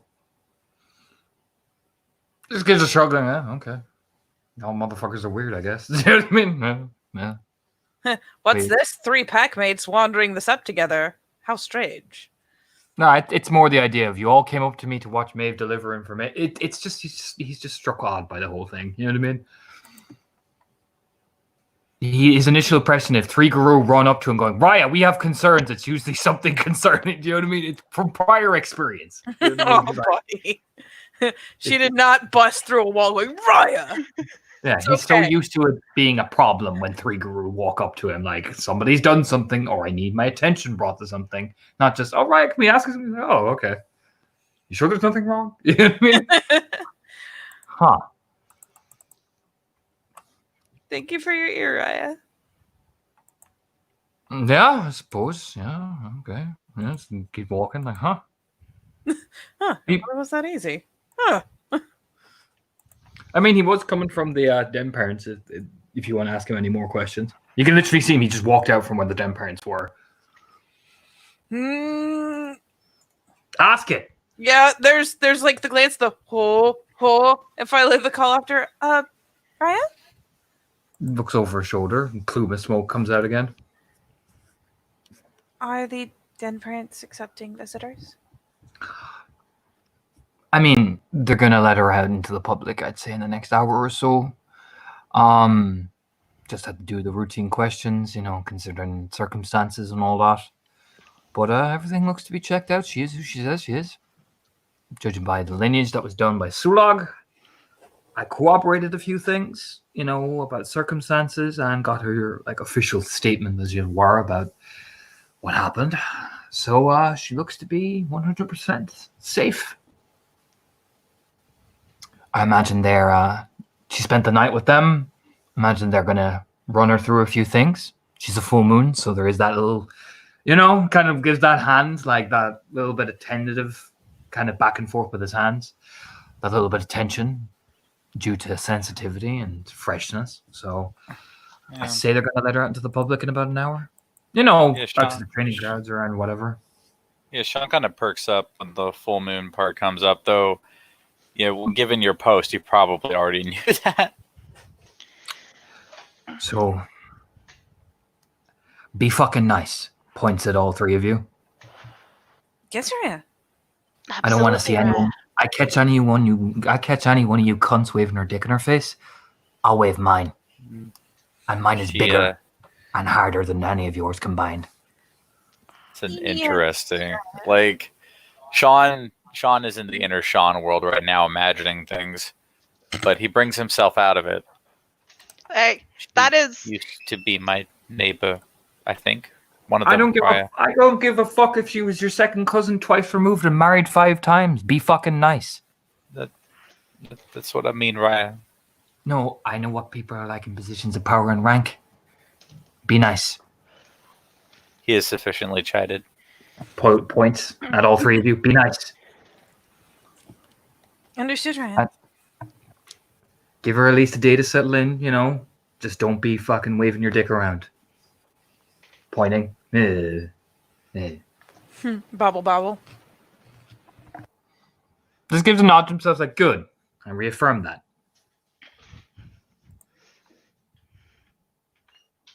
Now, anything else before I actually walk off? Or is the Fabulous Trio done with me for the day? Not duly chided. What about you, Pop and Fresh? Points at Shayna. What about you, Pop and Fresh? I mean, he has kind of put her on the spot, and so she'll just ask. Only thing I could think to ask of you, Raya, is, I assume I'd speak to Lady Sonia, about donating something for the library. Donating something? What are you fucking donating? I mean, she looks a little sheepish now. It's a book of tales, right? Tales of what? About the wild lords and their deeds. Oh.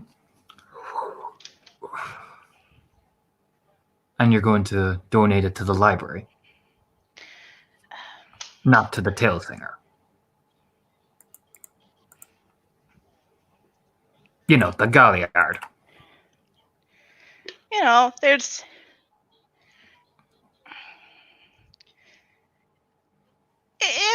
a look of, you know, like, yeah, the Tale Singer is probably the better choice. The Tale Singer. Just kind of gives her that nod like, the Tale Singer. You know what I mean? You are right, Raya. The Tale Singer is probably a better choice. Ah, well. I'm glad that you realize sense. Takes a puff of his pipe. You know, being Galliards and all that. Might be more advantageous for the tales to be spread around than stored in a library. Leans in. Just a tip. She nods. Well, thank you for the advice, Raya. It wasn't an advice, it was a suggestion. Because, you know, I don't want people laughing at you any longer. It gets a bit sad watching you go around like a sad little kick puppy. Eases up. I mean, like, on the one hand, it's like, oh, okay, you know. Yeah, but she, you know, just a nod.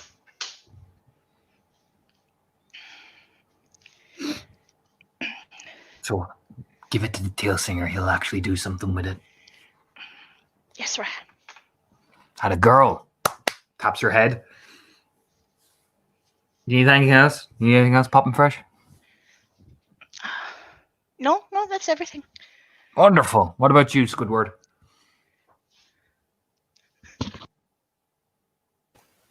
I'm good, Raya.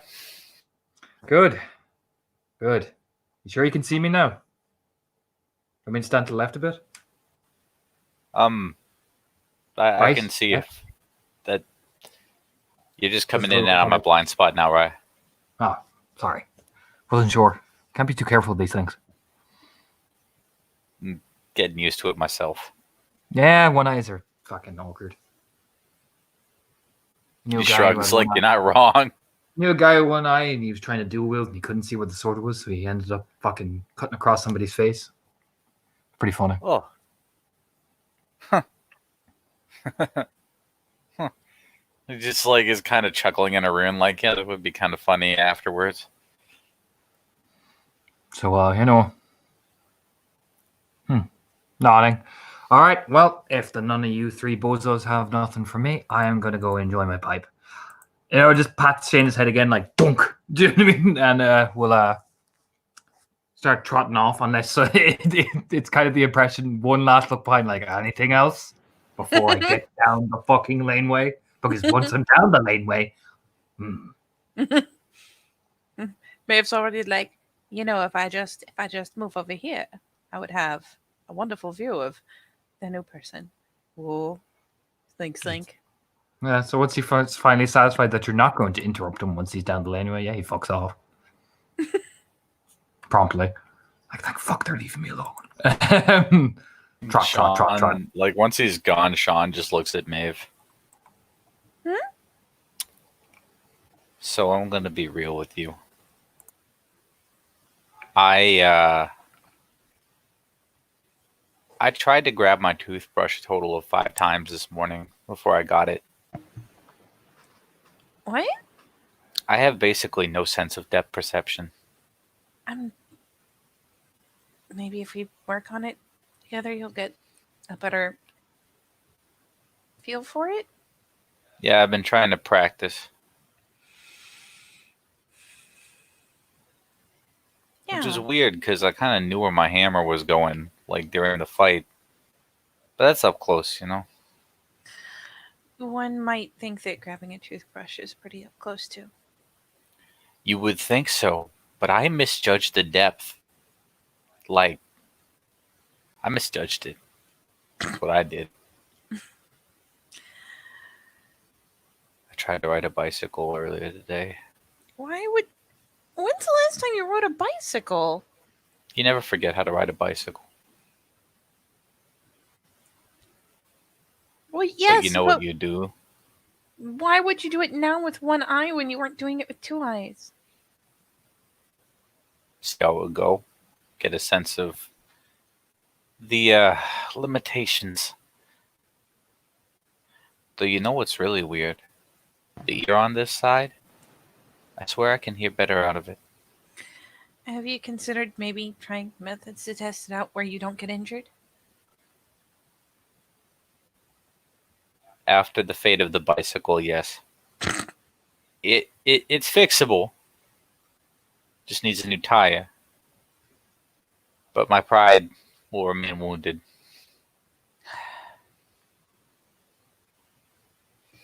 Come on. Like, snag Sean's hand. And this is how I normally talk, but do you think it's too much? I mean, she just kind of shrugs. And I can't even get people I'm killing to take me seriously.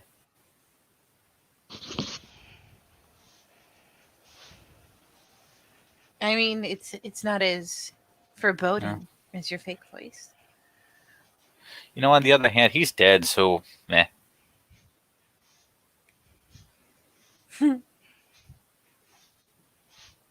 Suppose.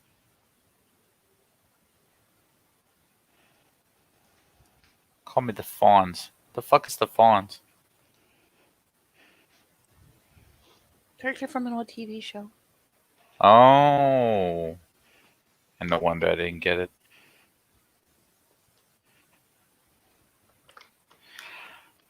We'll look it up later. Yeah, tug. Okay. Where are we going, Maeve? I just want to get, in a good spot. A good spot for what? He wants to see the cup. I mean, we all do, don't we? That's true, but Truthcatcher has a point. Don't want to freak her out. I know. I figure, if we go over here, we can kind of see what's going on without being intrusive. In all things, we concede to the wisdom of the den parents. They'll let us know.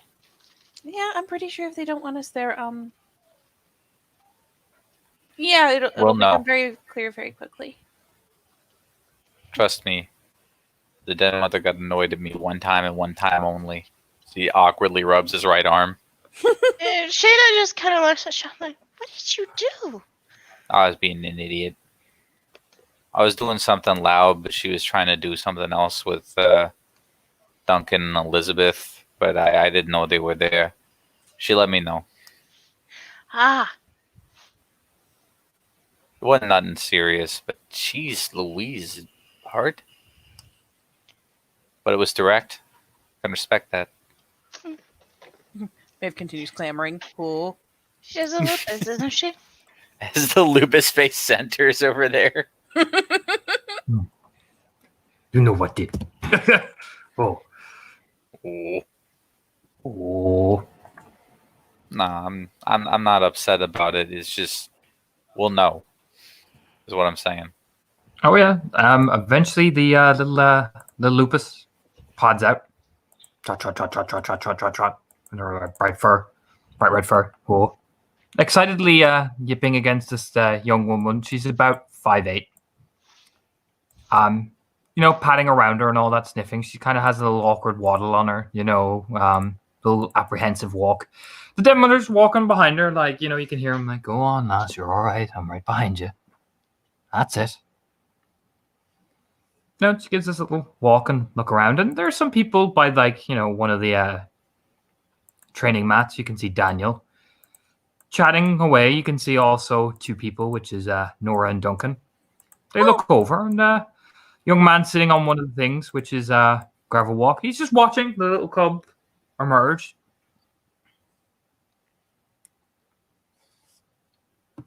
She awkwardly does the little apprehensive approach. She doesn't get near Tarv. She looks a bit like, oh, fuck.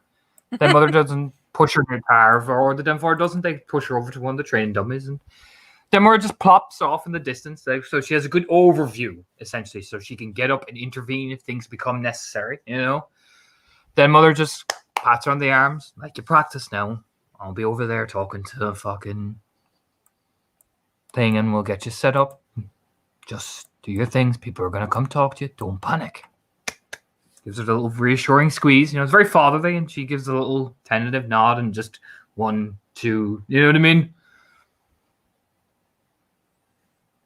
Aww.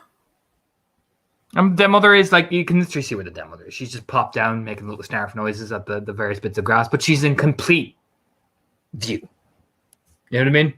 She has the ultimate Overwatch and hair's. Yeah, it's basically she is overwatching, but she's not intervening. She's letting the cub stumble. It's much like you see a wolf do with puppies. It's like, all right, you're going to get to this point, and if I have to come over, I will snag you. You know what I mean? Yeah. So some people are just curiously watching, not going over. Gravel Walk is among them. He's just sitting there watching her pad along, just eating a bit and just watching. It's the Galliard's curious.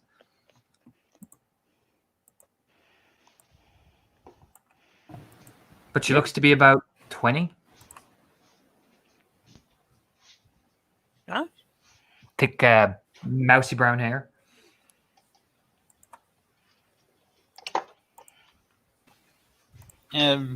Sean will go waddle over towards the airspace of Nora and Duncan. Yeah, Nora's just smoking a cigarette. Just Duncan's just looking over, like, so should I ditch great sword or should I go with the fist? And she's like, you seem to struggle with great swords. I would stick with the fist. He nods like, all right, yeah, no. Just practicing a bit like elbow and glancing over at the cub every now and again, and you just waddle over. Hey. Oh, hello, Sean. How you doing? Pretty good, Got rubbing on her shoulder. Yeah, you too, huh? So kind of like pats his side. It it stings, but it's healing, so pretty good. I mean, good victory, good things. So, I know it is all part of the cycle. Yeah, you're right. Good fight. Nod. She's doing well. She's doing better than I did when I was at her phase. Them parents are good. When I first came, they did similar thing to me. It's to present you, but it's also to give you some level of autonomy by you do this, we'll see how you go, and then you know it's a you have to learn to walk before you run. Yeah, Duncan nods. Yeah, I remember it too. That's a good idea. Them under the wolf, so that's probably where the logic came from. Yeah.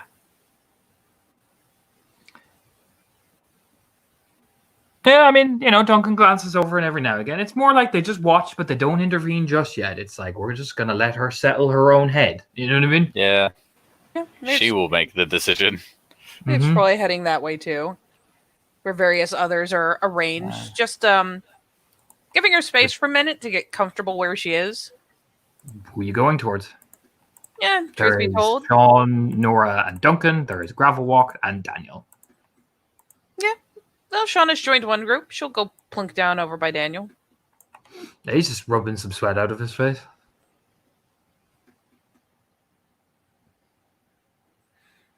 Been chaining already? Of course. Ugh. Who with? No, just on my own. Oh.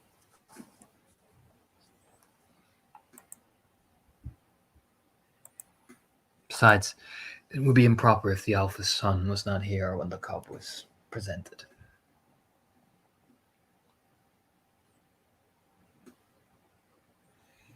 Well, that and I like to think you make a stellar first impression. Kind of grins over. Gives a shrug. Like I said, it would be improper if I did not at least appear.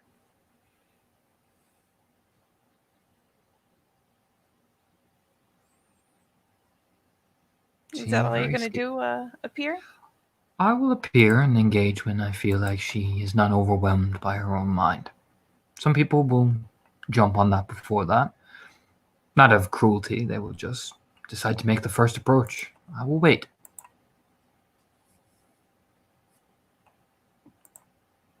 There's a bit of a nod. Again, a curious glance over just to see how she's doing, if she's, like, smoothed out at all, or if she's still just super tense. Super tense, punching at the bag. Fumbling a bit at the practice, but the den mother will occasionally pad over and kind of nudge her side, so it's like nudge your stance. So you go this way, you know what I mean? And then pad back over and plump down, licking her hand or something like that as she plonks back down as well. So it's like a chidement, but it's still, you're my puppy. Yeah, bye, puppy. Aw. Exactly.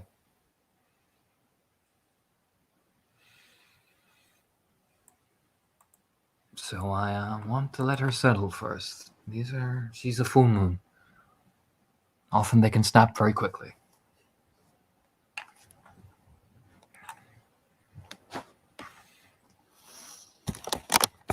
She's doing well. Cheers.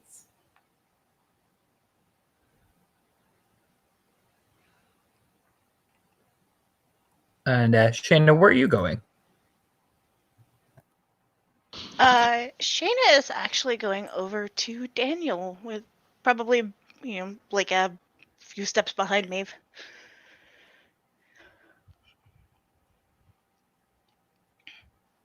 Yeah, I mean, you may have her there. She'll give him the show throat, right? On right. Nice to see you again. Just gives a nod.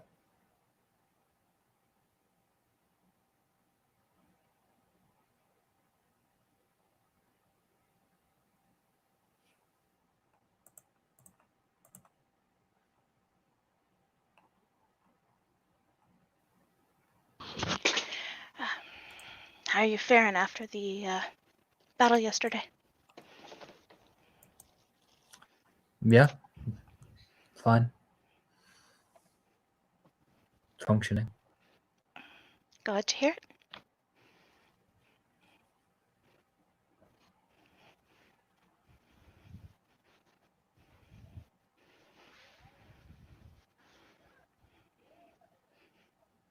Yeah, he just watches, seemingly just, wiping himself with like,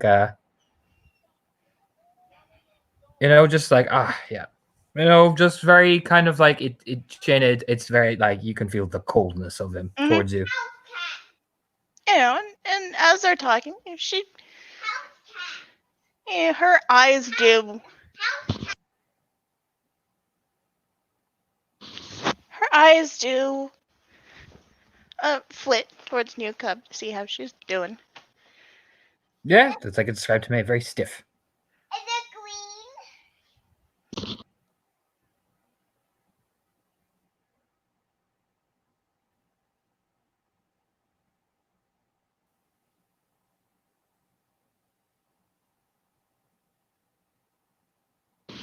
Yeah, you should look to Maeve. You remember that, Maeve? She'll gesture to the cub. Mine was very different. Everything about it was very different.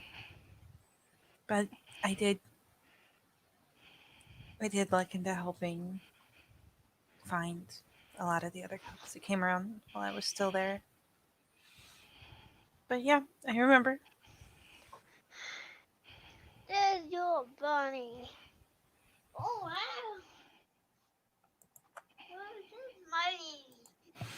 Probably best we all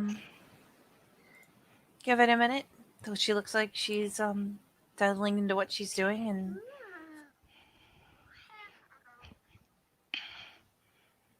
and then take it slow. There's a nod. Yeah, nobody likes feeling like they're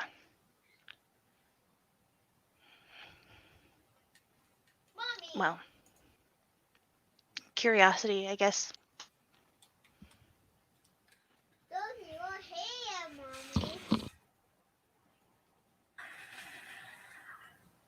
mommy. As a glance around those gathered, it was what? There's Gravelwalk, there's Nora and Duncan.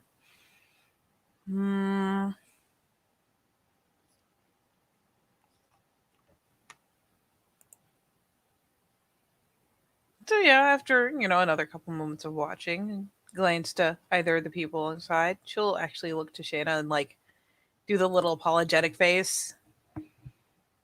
Could you do me a favor? I didn't really get a chance to check on Nora after the battle, and she still looks kind of stiff.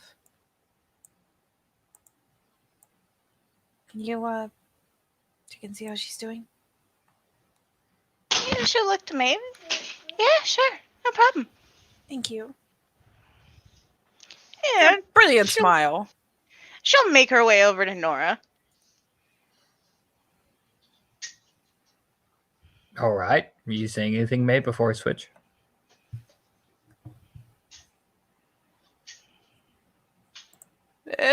I'm not gonna lie. It's probably the glance aside to Daniel when she's gotten a bit away, because I mean she saw the utter change and like personal attention. He went quiet, and it's just a glance aside. And do I want to know what she did?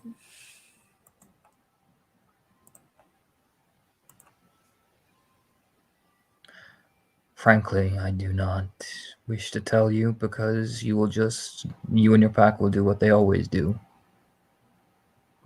She knows what she has done. Okay. I'm tired of giving her attention. There are greater concerns and greater prospects. He's just watching the cub.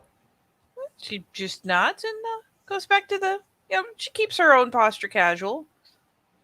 She's fairly relaxed, all told, and she's hoping that maybe Daniel will loosen up a little.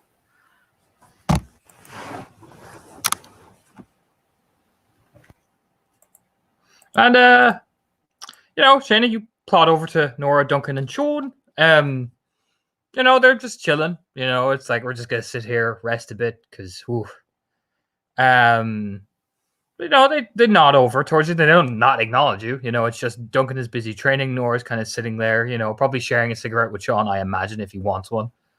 It's P.S. It's not tobacco, it's weed. It's Nora. Jesus. Sean might not enjoy the vice of alcohol over much, but he does not pass up Nora weed. Yeah, Nora's weed is strong as fuck. Yeah. Sean loves him some electric lettuce. He just passes it over, smoking away.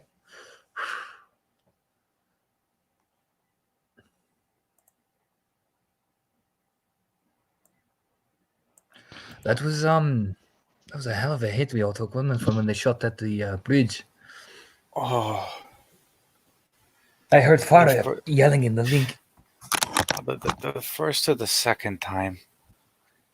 The first time, that was just kind of brushing her hair over her face. Me and Fiona barely got out of the way, and we still got hit with stuff. Yeah, you could see the shrapnel landing into some of the other people from where I was. The second time, I don't even know how I'm here still. They just panicked and. Yeah, I mean, I was by where Albert was, so they were all shooting at every different direction.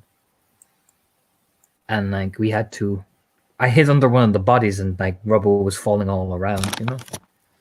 Well, the craziest thing about it was even the first time they blew some of themselves up, and then the second time I was surprised there were any of them left after. I think by that point they decided if they were going to go out, they're going to try to take us with them. Yeah. Yeah, my complicated relationship with buildings continues. It's not the first building we blow up. It's like the second one in 2 days from me. It goes like that some days. He gives a nod, like, yeah. Taking a drag. As Shane is walking over. Shane is walking over. Nora's does that little inhale looking over as Sean's giggling. Because that was pretty, it's because buildings and Guru, we just blow each other up. We don't mix. We don't mix ever. Yeah, and Shayna, she'll give the little show throat as she approaches. Alpha, Raya, congratulations again, Nora. You fought well yesterday. Thank you. Takes a drag of the joint, she's pretty chill, she just goes, thank you, just looking at Duncan. You're doing the thing again. He just nods like, shit, I am. Starts straightening his posture. Yeah, Shane will sit down. She'll watch Duncan for a minute, see what he's up to. He's just practicing punching pads. Nora's pointing out that he's stiffening his posture, so it delays the punch. She's like, you're doing it again? He's like, shit, yeah, I am. Fuck. Straightens himself, tries again.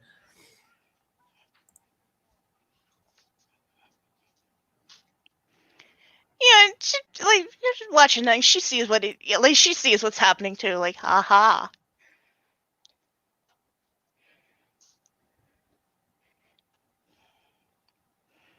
Nora will reach over, pulls out the boombox out of her little bag. All right, Duncan, remember, like we practiced, and she nods. All right, Nora. This is going to be funny.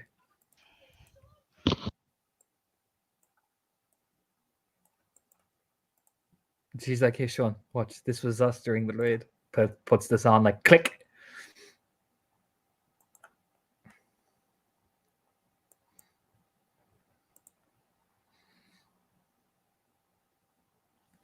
And Duncan starts timing his punches to the beat.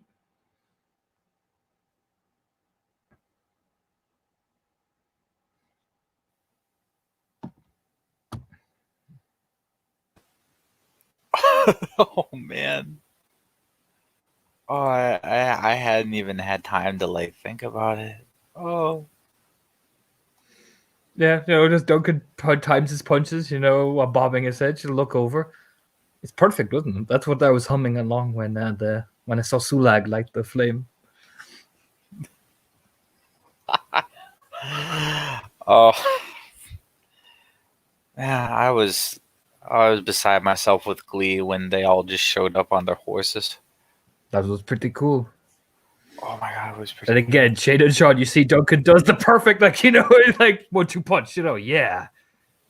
You immediately see what Nora's tactics doing. She's loosening him up. God. Yeah, I mean, like Shayna's watching, like she's like she's kind of getting in the room, her head's bobbing to the music.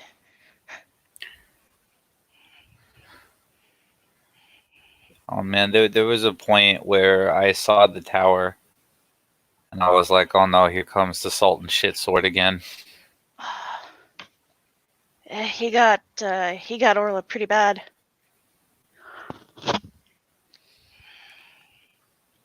Orla got somebody She's else still pretty alive. bad. Yeah, I saw Sigmund walking around with a limp. Here's the thing: I still like live around here. You could hear it. Parts of it, anyway. Oh, I know. I heard. Yup. Oh, you're closer than I am. Oh. Smiling. It It was was very funny. it was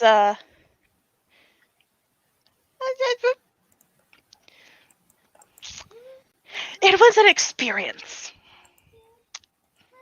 I'd asked Danny to make a mixtape of it, but I live in fear of Orla. She would kill Yeah, me. me. She's smiling. No matter where we went, she would find us. Oh, she would. She's a very angry woman. Probably punch you harder than she punched Blackbriar. Oh, I felt She for would- him in that He time. would.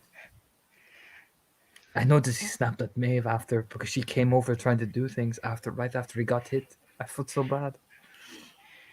Well, then it was like a line of us. I was wondering if I was going to have to come over there because Blackbriar gets punched like 6 times. Maeve comes over and gets yelled at. Then Seamus comes over and gets punched 6 times. But Seamus was doing his Did job. you hear what she said about his mother? It was. She It said, was your mother's a dumb vile, whore. is what I it was trying not to was. laugh. It's just this never-ending escalation of prostitution. Meanwhile, Duncan, as this all going on, this the shake, shake, shake, as he starts like jiving while he's punching. It's amazing how he just starts naturally jiving to the music without even realizing. Like, maybe you see it, even Daniel kind of trying not to smile because, god damn it, that's fucking amazing looking. I just love the idea that Daniel's like, oh, no, I'm grumpy. Grumpy. Fuck, that's amazing. Just, You hear like gravel walk, go on, Duncan, jive. And poor Duncan, right? This is the best part of this. He's like, thanks, Raya. You know what I mean? that's when Maeve finally kills over with the giggles. Because he's so happy. Thanks, Raya. Thanks, Fucking- Raya. Even Never that catches change, gravel Duncan. walk. He just rubs his beard, like, wow. Do you know what I mean? Like, he kind of looks a bit dumb. Like, honestly, look, wait, no, there you go.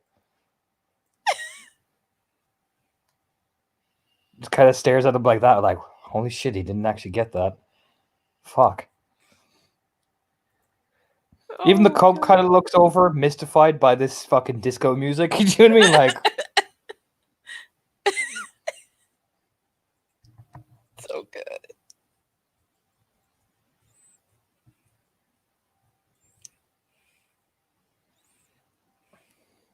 oh, wait.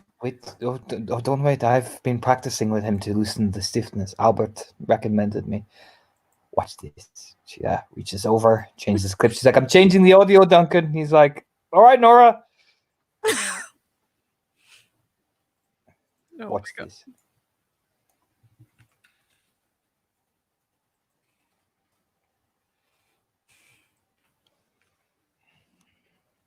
No, she lights another, rolls up another and lights it. And you swear, like, he's practicing and his punches are getting good, like, but there is a hip wiggle. You see it. The briefest hip wiggle. Because he's in the groove, you know? As he's jumping and punching and, leaping over things to practice his cardio, you swear. Sean, you saw it. That was a hip wiggle. Nora leans over. You saw it, right? This is amazing. Yeah, Shannon, some encouragement. Keep it up, Duncan. You're doing good work.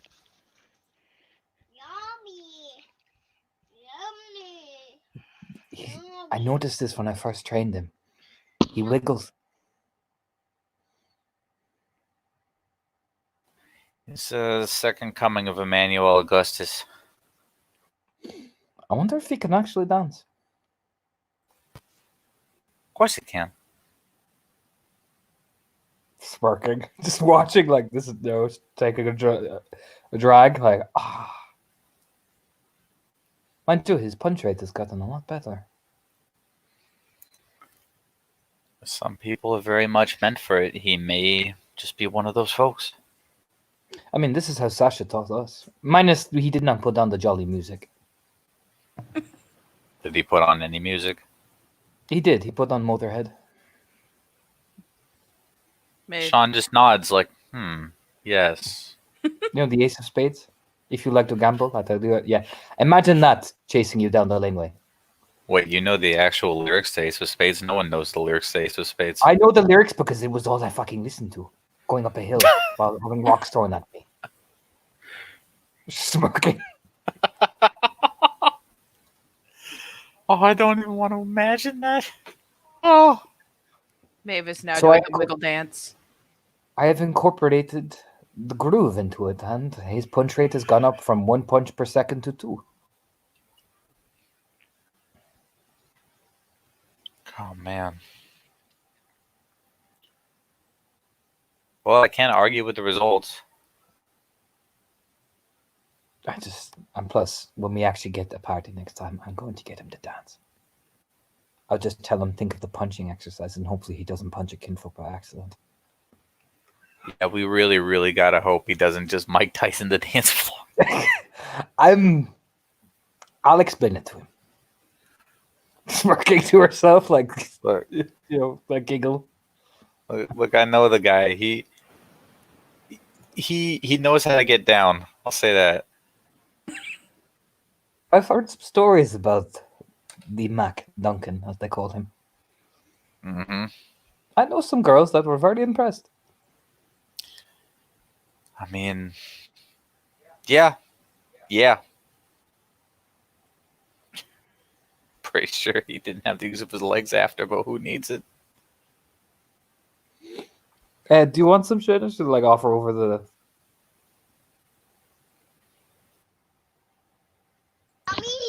Yes, thank you. Do you want some? Yummy butter. Dana, this is strong as shit. Yeah, I mean, she'll not.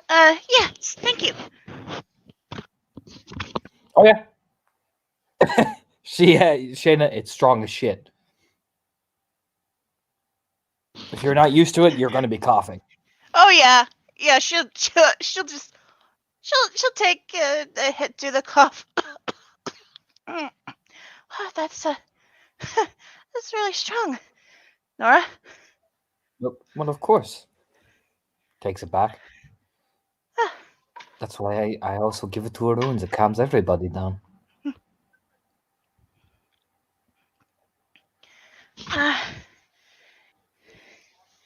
Yeah, this seems like a good benefit of that. Mm-hmm. Is in fact the stickiest of the icky. Oh yes. Bopping her head from side to side to the music. Yeah, you can even see the cub kind of doing that curious little meerkat move. Like, there's music, I know. People are talking. Do I smell the electric lettuce that I've been banned Yeah. from? Sniffs. Like, even the den mother kind of is looking over as well with the... Oh. Oh. Maeve's doing the little arm drive.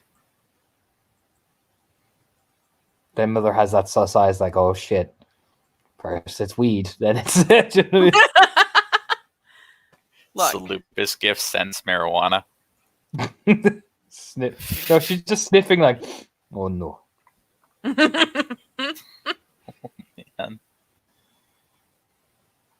Oh, this is nice. Oh yes, it's the entire bunch, John. Look, Everybody's so I don't know serious. if you know, but I am a legendary stick in the mud. Well, I mean, Sparky, did you Shayna, take the drag? Shayna makes the shocked face, like, no. not you, Sean. You were the chosen one. As Duncan starts to do the fucking cardio, and she fucking Nora puts on that. Oh my god, what? Oh, I need it.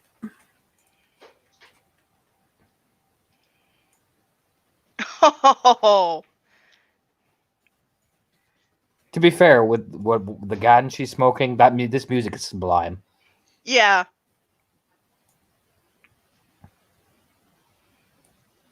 But Duncan looks like Michael Jordan from Space Jam as he's jumping around. We got this smooth jam and Duncan's bouncing around like psycho. Look at him go. Why'd you think I put that on for his cardio training? I mean, he's getting there. Just he may in fact fly like an eagle. And he does some practice sparring with Daniel. Daniel takes off the shirt and Nora just leans back like, yes. Takes a drag. Now for my favorite part of the show. Yeah, I mean, Shayna leans back, kind of watching this. Man, he's so intense. With the music. Mm-hmm. Just like with the music, the weed, everything. It's just like, yes, I can relax and watch my watch my Raya train with this Cliff. That's totally Wow. what she wants. I love that Wow. bitter note. Oh my Clip.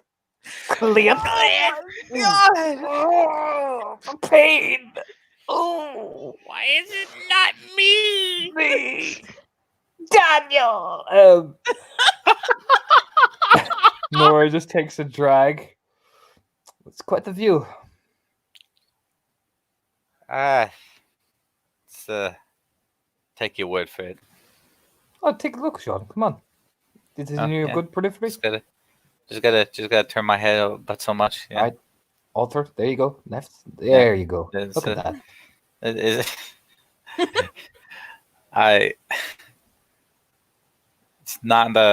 not quite my ballpark. Oh no. But just enjoy the smooth jazz. This I can do. Enjoy this smooth jazz. Oh man. Even Gravel Walk is kind of like, sitting up, kind of just looking at you all over there. Do you know what I mean? Just like No, there's... those Fosters are really fucking blazed. Yeah. Huh. I wish I had that much weed. Huh. See him getting on the phone. Vera, Hey! need a One lot of the of weed. only people with a cell phone, he abuses it to get weed. Daddy!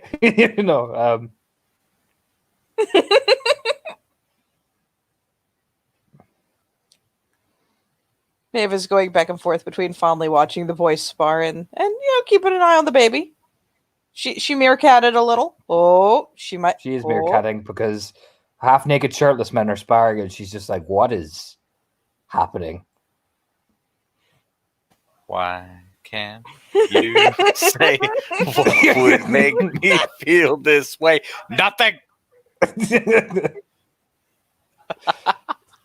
Don't be a buzzkill, mom. Jeez. No, she's just watching like, oh, like she stopped punching and just staring.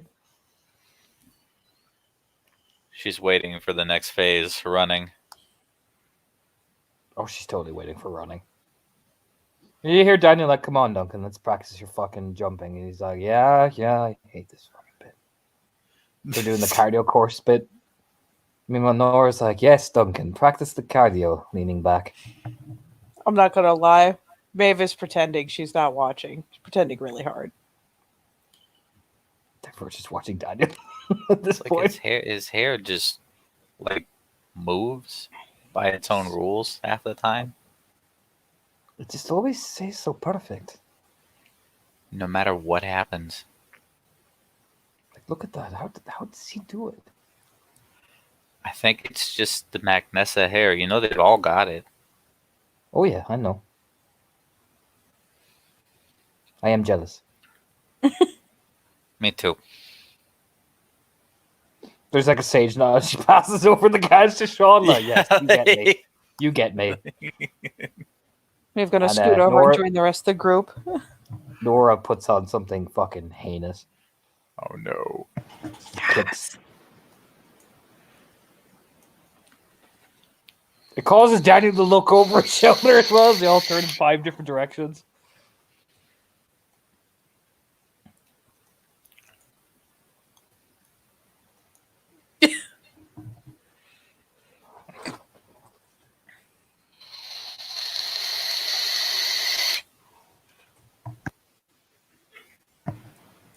Oh boy. Got us Frankie just a good says enough relax. beat. Frankie says, relax, Duncan. Keep going. Yo, Duncan's jumping around. Daniel is just rubbing his face like, oh, Jesus, these fucking people. Do you know what I mean? Tarv just looks confused from his paddock, like, what in the fuck? What is relax?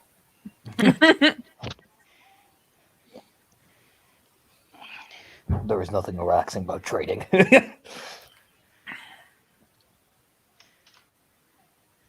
Ooh. So, Maeve joins over. Nora leans over. Are you enjoying the view? Oh. That was special. Apologies. I don't know why it's doing that. But yes. Maeve is, settles down. Is like, I mean, look at him go.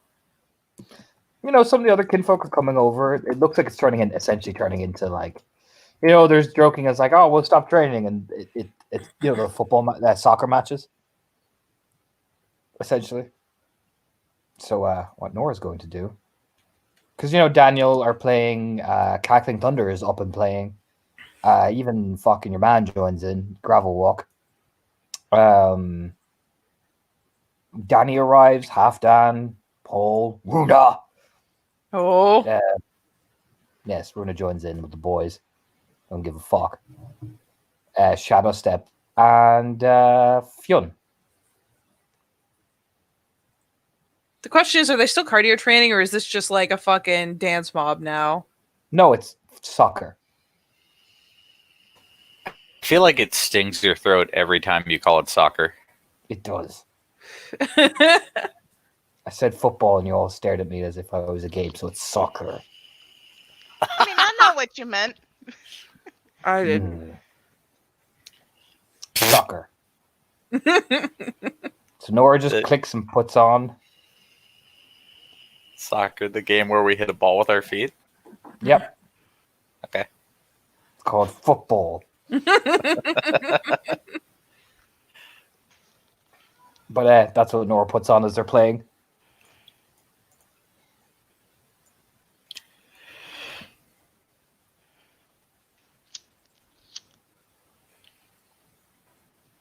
Oh my god. Oh, She just leans back, sitting down, watching some of the kinfolk and the boys play football. Particularly some of the kinfolk, Maeve, like fucking Eamon, Oshin. No. You know, Shayna's watching this. Man, I haven't played this game since before Even I Pavel, was. who's involved in this. You know what, man? Like I might be a high Cyclops right now, but I'm gonna go over there and do some ball kicking. Careful, Sean. my You God. might miss. I'm gonna miss a lot. It's gonna be great. And he like doesn't seem affected by this in the slightest. You know, Maeve Shayna. proceeds to start cheering. You They know, need a cheerleader.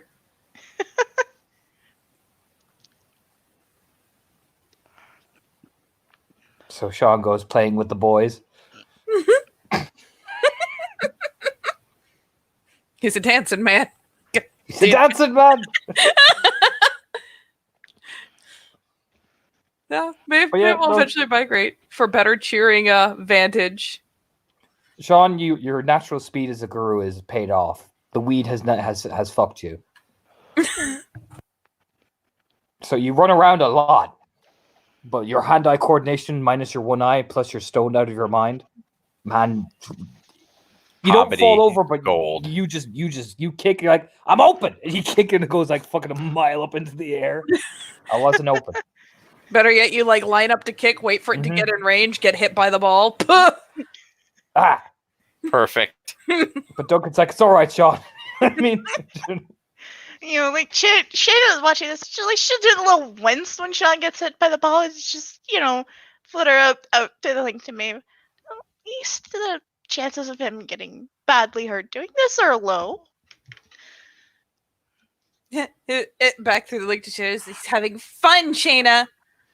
We celebrate this. And she cheers for Sean, even though he just got fucking plastered with the ball. Cheering for everybody. She is unbiased. She's fucking trying to incite acts of ridiculousness. Runa has to be told you cannot slide tackle that way, honey. Stop it, stop it, Runa. Do you know what I mean? That is not part of football. That is It's like too that violent. person who got banned from international women's Mhm. football because she literally grabbed people by the ponytail and body slammed them. Yeah, that's Runa at the minute. Like Shadow Step's like, Jesus, lady. Do you know what I mean? So Maeve is Meanwhile- hoping if she cheers for like ridiculous acts enough, they will start doing more of them and trying to one up Oh, each yeah. other. You don't think that's not going to happen with fucking Gravel? Like he's like, I'm amazing at football. Hits the crossbar. Fuck. Do you know what I mean? For her part, as Shayna's watching, she'll join in too because fuck it, Galliard, natural cheerleader. And Nora's just watching, smoking, watching, looking at like Eamon Quinn and Usher and like, man.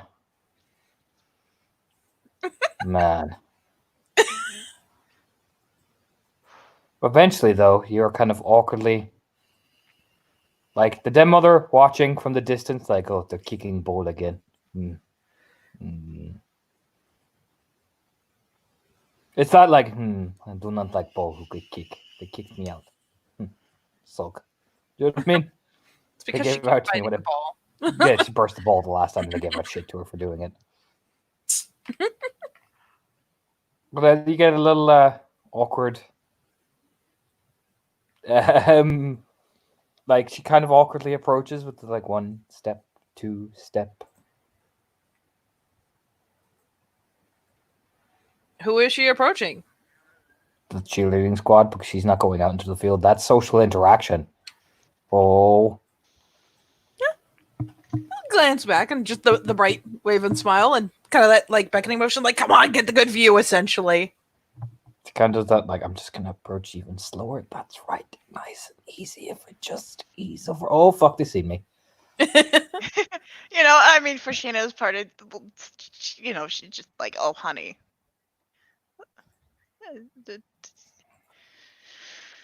Yeah, but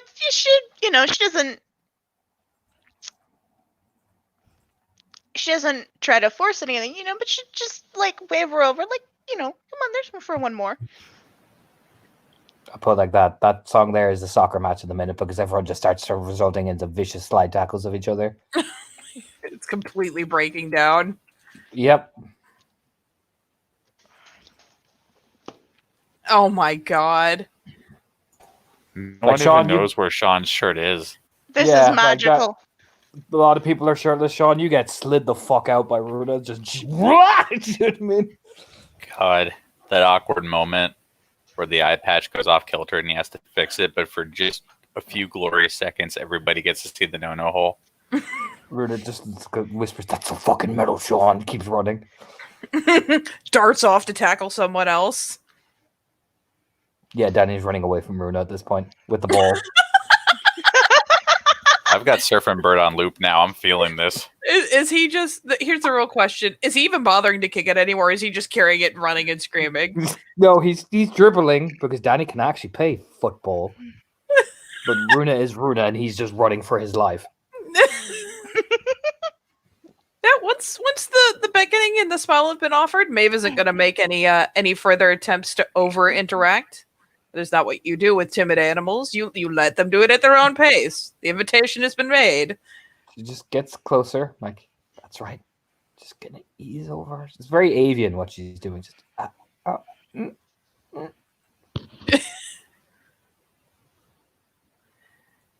Yep.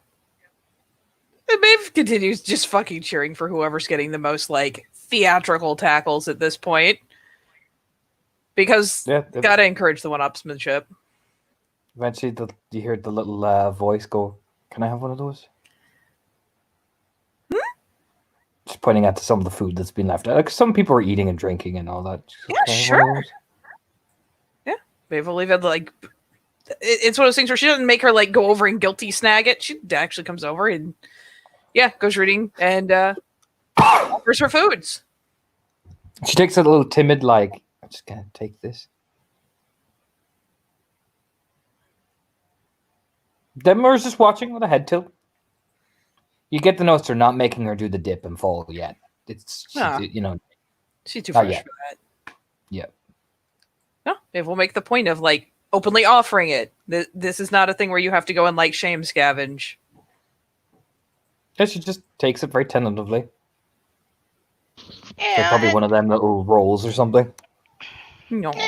Shayna, she'll look over to me. "Hey, Maeve, can you give me one of those rolls and like a drink or something?" Maeve corks a glance. And through the link is just, "What are you trying?" I'm trying to get a snack. And, make her feel God. welcome. So Sus. Maeve So literally just sassy. pulled a move like this on Shayna. She's sus. Shrug. Okay. Yeah, she just snags the whole fucking like whatever was set out and just steals people's food. The whole To be fucking fair, thing. Nora is just like picking up the food, like, "Yeah, go, foosball." Devour something in the bathroom. She's got into the munchy phase. It's all Mhm. over. I mean, like, yeah, that's hitting Shayna too. Oh, No lie. shit. Oh, no. But he's distracted for now. Yeah, Maeve will snatch over some of the food for them to dig through. She'll say fuck it and probably just flop down next to it. Offer some to Yeah. Shayna. Probably start stealing some for herself. Yeah, the little cub just awkwardly sits in the grass, tentatively nibbling, much like a bird does with a piece of bread. Mhm.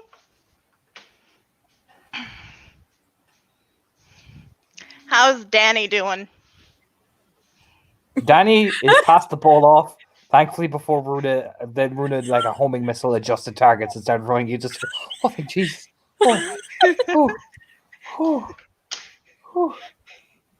You should shit it. Like she cheers for Danny. Like, good pass, good pass, good pass. Danny is actually one of the better football players because he can actually play. Because it's a big thing in England. He's actually very good. It's just he saw Runa coming out and like, "I'm going to kill you." And he's like, "Oh." That's not part of football. That is not very Yeah, standard so- issue, Runa. Yeah. To be fair, fucking Gravelwalk clotheslines Runa, and he's like, you hear Runa, "That was really good. I'll get you next time."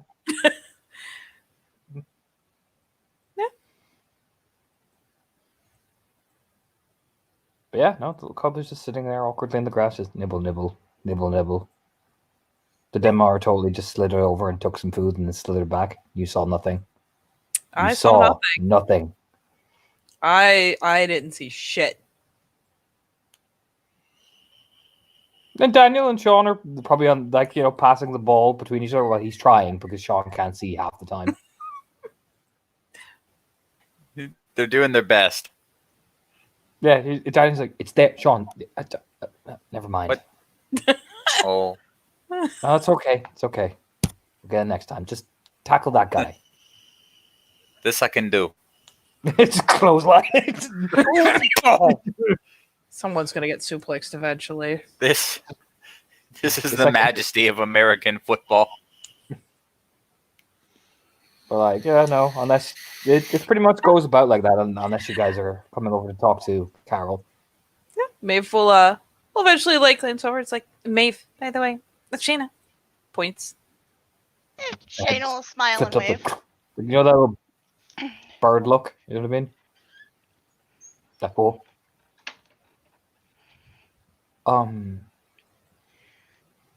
Carol.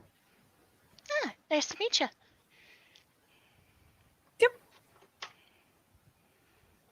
Is the head bobble? Yeah, nibble, nibble. Kind of watching the two of you. And she'll point. She'll be looking down there, and especially if Carol starts taking interest in like ridiculous antics, she'll point to whoever like the two people involved are. Like someone gets fucking clotheslined. It's like, and that's Gravel Walk, and that's Runa, and it just starts. Yeah, I know who they are. Gives a little head nod. Oh, are there any of them you don't know? Points at Sean. She points at Danny, and she points at Shadowstep. She knows Daniel, Gravel Walk, Nora, and Runa. And she points at Duncan as well. Yeah, Maeve will at least provide names for the ones she doesn't know.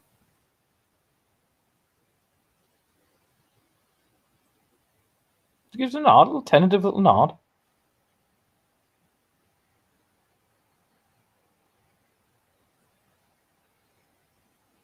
And we'll eventually re-bribe her, just in case she's getting cagey and thinking about running off. Like, still hungry?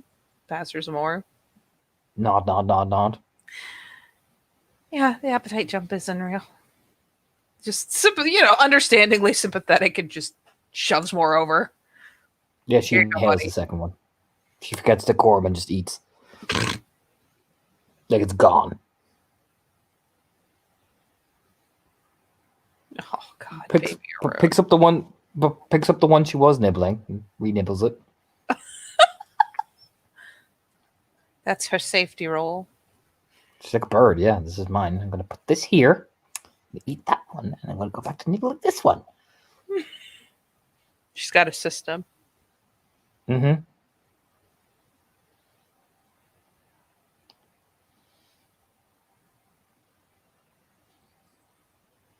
Yeah, she just sits there awkwardly, like,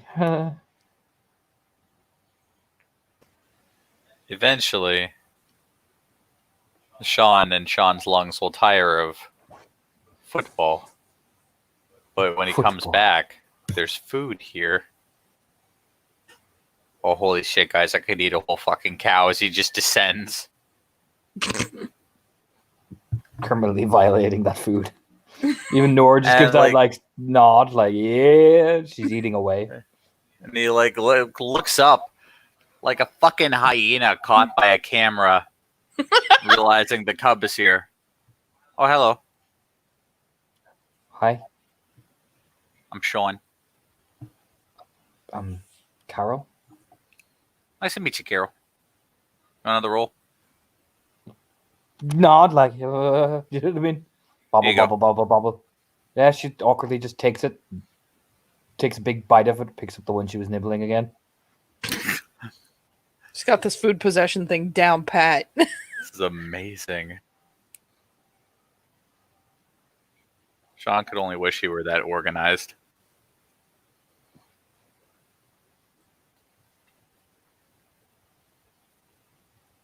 I didn't expect to do that much running today.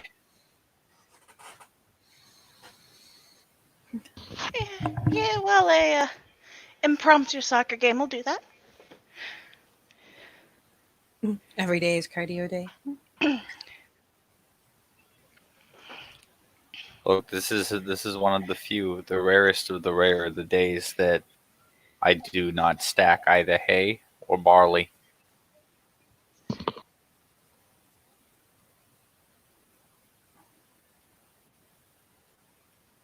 Not gonna lie, if Sean is like flopped over, like, give me the sandwiches, and just show you his mouth, it's just the. Oh, Sean. He gets like the shoulder squeeze, like, why are you so weird? He's lounged the fuck out.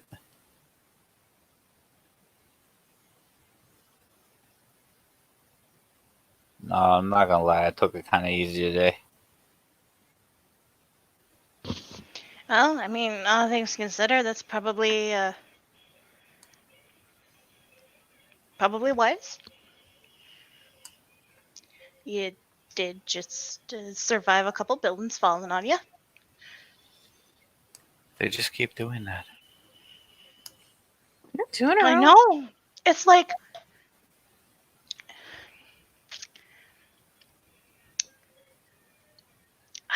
it's like we're a wrecking crew. Starting to sound like me. It happens sometimes. Uh, I got that ear, you know. okay. Yeah. No, like these are really good. How did all this food get here? I have no idea. I mean, it was just kind of here. I'm pretty sure people brought food, and it has been collected into one place, and now it is being violated. Consumed. You get back in bed, mister. Kinfolk bring it, and for those who training. No, I will not get back in bed.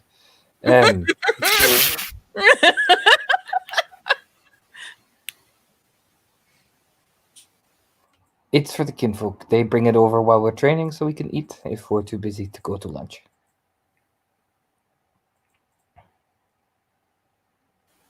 That is. I think Well, that's really nice. I of think them. it also I think it's probably a celebration too for the raid. That makes sense.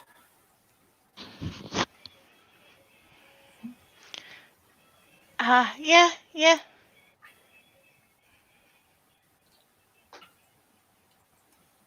You mentioned the raid. There'll be glance back over to Carol, see how she's doing. Just nibbling quietly, like, man, this roll.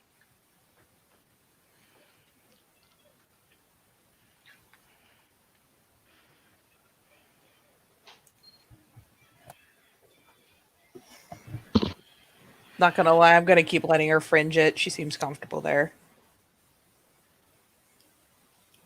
Yeah, I mean, she's just sitting there eating away.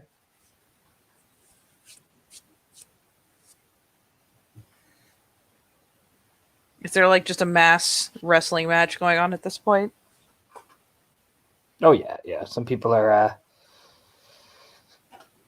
some people are chatting, some people are going over to get food as well, and some people are just laughing and joking or practicing things. It's a pretty friendly atmosphere at the minute. How's the den mother looking right now? Oh, she's just plopped out, enjoying the Okay. sun, watching the cub, who's, she's pretty chill about it. She's like, the cub is not doing anything wrong. The people aren't doing anything wrong. I managed to sneak some food for myself. You know what? I'm going to let the cub indulge herself for a bit. It's all looking good. You know what I mean? She's like, I'm not going to spoil a good thing for the moment.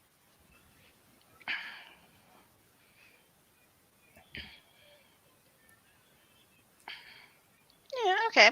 Yeah, she'll nod. Yeah, okay. Den mother's calm, relaxed. Things are going well.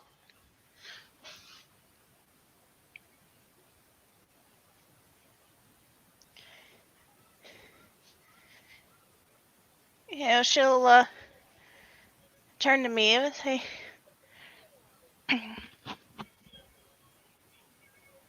"Hey, Maeve, you come out here pretty regularly to practice with your spear, don't you?" Oh, I mean, this fear's only when Christopher's around, really. Uh, it's Spirit Christopher. She like nods over to the paddock. My daily run in with Tarv. And no, cardio mostly. Yeah, I should get some training with Tarv and I don't know, probably someone who uses a shield. I kept it just my sword just keeps bouncing off him.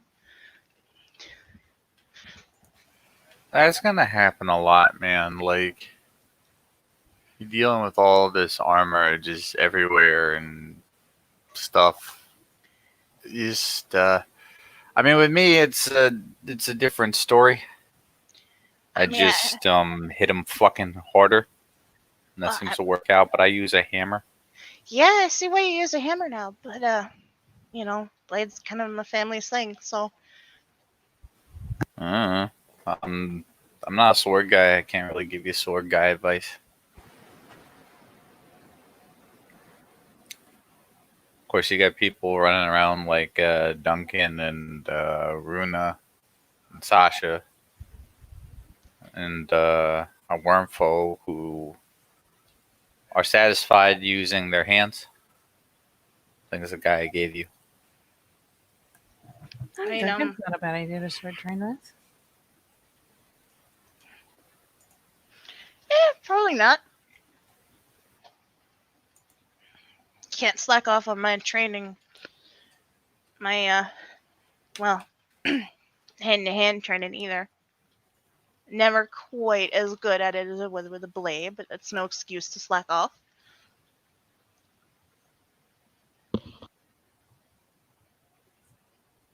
Yeah, I'm a big fan of the obstacle course. Just kind of glances over.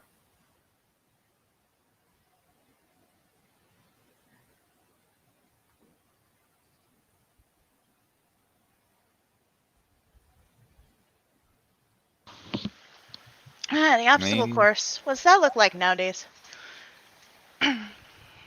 Like a series of obstacles. It starts stickering. Yes, but what kind? Well, there's the Obstacles. climby ones. This The here the bottom climbing ones. obstacles. It's not like Yeah. it's a fucking obstacle course, you pillock. You know, it should take to drive it soda. yeah, yeah. The fuck do you think it's going to be? A fucking rodeo or something? It's a fucking obstacle course. You just The best plonk part yourself is she's down. like, "What's it looking like nowadays?" Maeve points at the obstacle course. No, I never liked the concept of rodeos. Why agitate that poor bull? It's a fucking obstacle course. Jesus, it's not like it's a cerebral fucking network of intricate webs or something. Fuck me. Pop. I mean, you could make it that way. You could throw in some those number puzzles. I mean, there's a rope section to the Oh course. yes, Does that could be a count? real obstacle.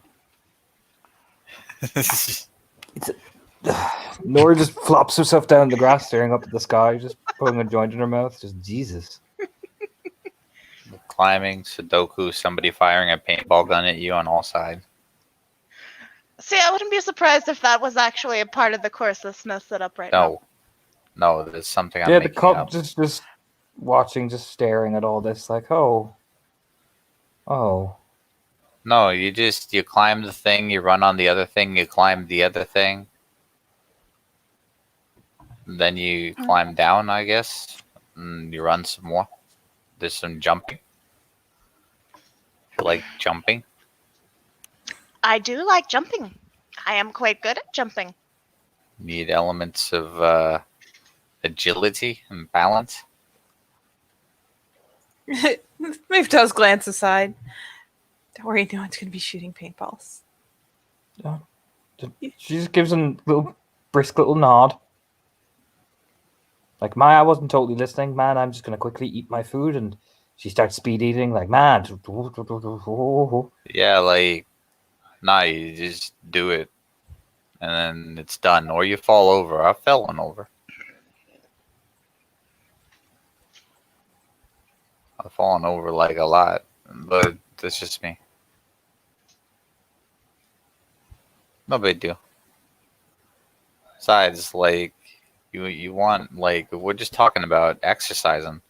there's plenty of like farm-based work around here. I'm the fence mending master. Have you seen the I fire hall? know. I've been out you to mend I've been out with you to mend the fences. Been smoking too much of that weed. Yes, I have. Does the straight cut across it. So have you seen the fire hall? Shake of the head. Not allowed to go in there.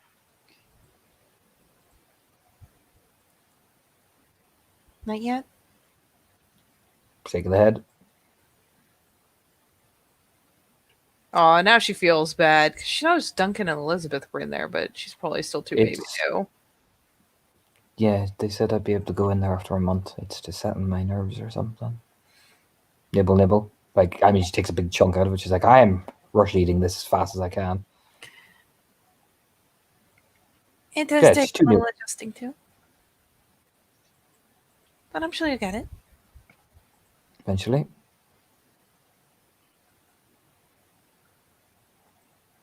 I mean, No, it's like, yep. yeah, she just glances around to all the, kind of gestures to the cast. You've been doing pretty good so far.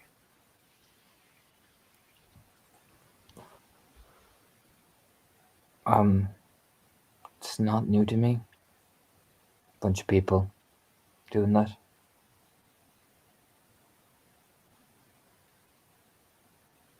The kind of gestures that people sitting around, chatting, playing football, eating. That it's not really anything strange. You know what I mean? Just everything else is.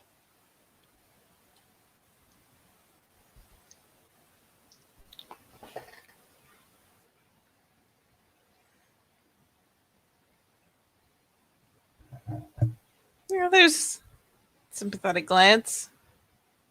Yeah, there's one from Shayna too.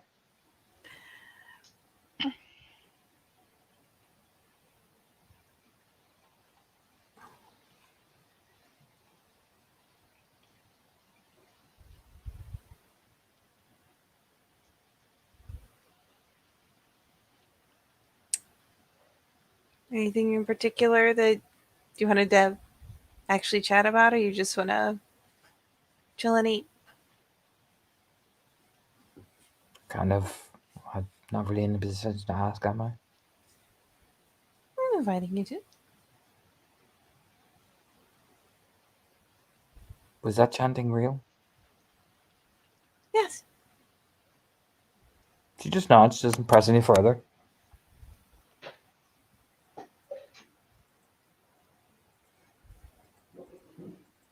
How does she react to finding out it's real? Does she seem reassured? Does she seem concerned? She's kind of. It's hard to read her. I'll give you that. She's hard to read, man. She's so silent and starey and watchy. She's hard to read without rolling. I'll throw some dice at it.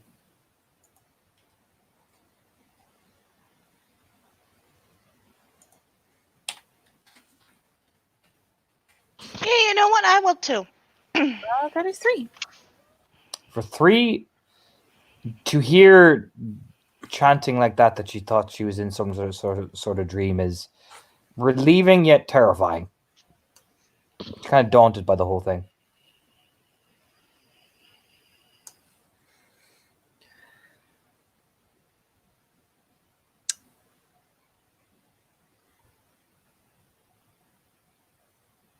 It was in celebration.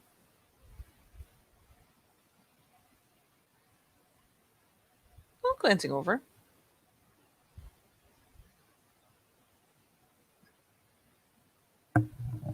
Okay.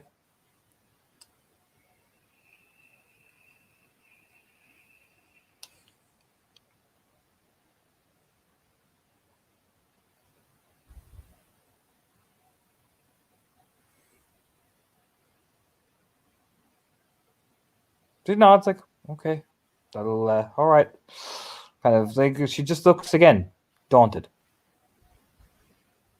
Yeah, nope, Shayna, hard to read. Yeah, she's watching.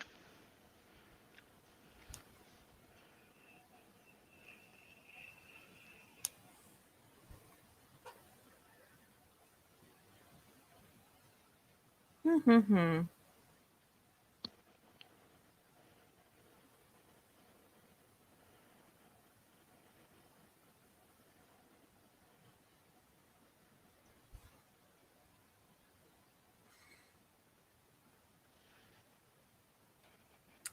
Well, feel free to ask anything you like.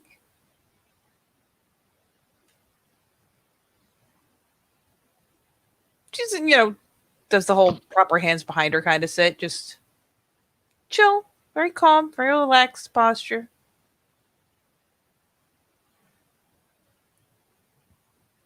Honestly, at this point, kind of tallying, because there were others who did want to meet her, and she's kind of gauging. Some people are just relaxed about it. The Daniel's watching, but it's just very easy going. Den mother's near. It's just like she's just sitting there awkwardly. It's like the den mother's happy. It's like, all right, she's perched herself. Good. Den mother's happy she's interacting. Because I'll put it like this, maybe she could buck and run at any second. Oh, she could. So Big Mama Lupus is taking her victories.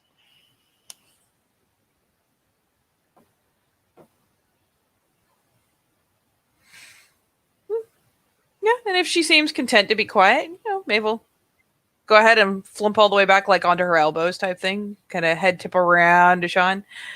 Picked up a new book today. Did you now?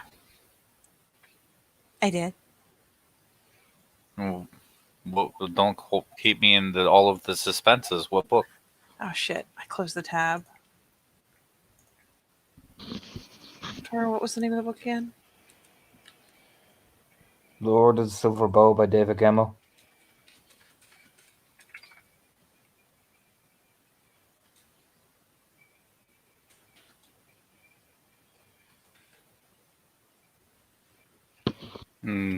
Sean slowly rolls from his back onto his elbows, and then to get eye level with Maeve, kind of pushes up a little bit. It looks ridiculous. What kind of book is it?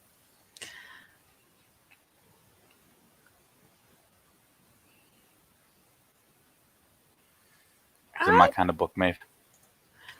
I don't know if it's quite your kind of book, but I haven't gotten started yet. I just picked it up. Okay. Because you know what my kind of book is. I've only amassed a new stack of them. Complete. They're very cheap at the grocery store. Oh, Sean. You can get better ones than that. What do you mean there is nothing better than a nice, not tawdry, but nice romance novel? They're all tawdry, Sean. They do get Grinning pretty over. tawdry and descriptive. Snickering. Well, they seem like this David Kimmel sounds like a lot of historical fantasy. Ooh. It looks good. I joked about getting a part-time job, and Angela tried to stare me through the planet to pay for my book habit. I bet she did. It was quite a stare. It is, in fact, quite a stare. It is the stariest of stares. Is that what you usually read, Maeve? Stuff like that?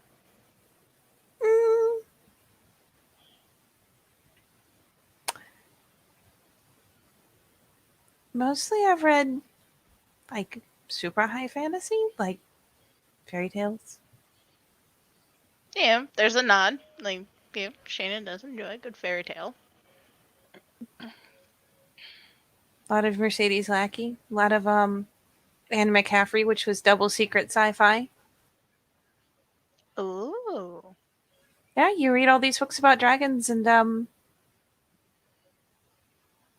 with the twist, it's all technically sci-fi.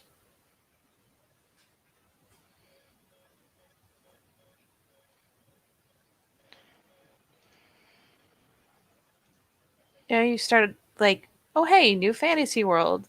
All right, dragons. The people ride to fight this menace, and then over time, you realize that apparently they're the ancestors of a very advanced people who genetically engineered the dragons to be of a size to ride and to bond with people. It's it was a weird twist. A little odd, like I still don't know how I feel about it. Very creative though.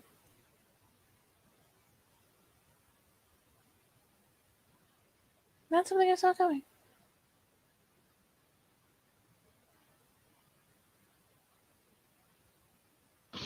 I've been getting into mysteries lately.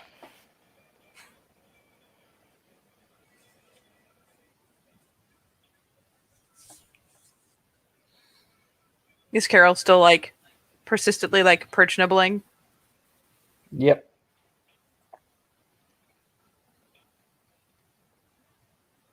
I mean, like, what kind of like you just straight Nancy Drewing it?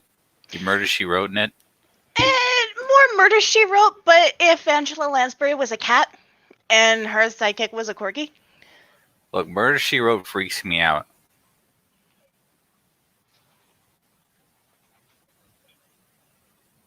All right, I'm just gonna put that out there. Murder She Wrote freaks me out.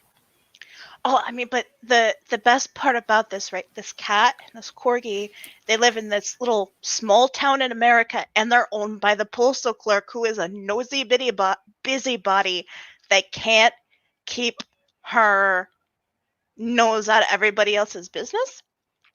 And the sheriff is constantly writing her ass about it, but she does more work solving crimes than he does.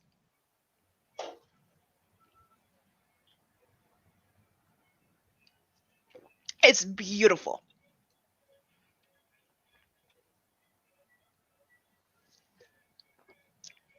Except, it's the dog and the cat that do most of the work, and they can't talk. They just kind of have to steer her in the right direction. the my favorite part about these books, right, is the author, Rita Mae Brown, credited her cat as a co-author.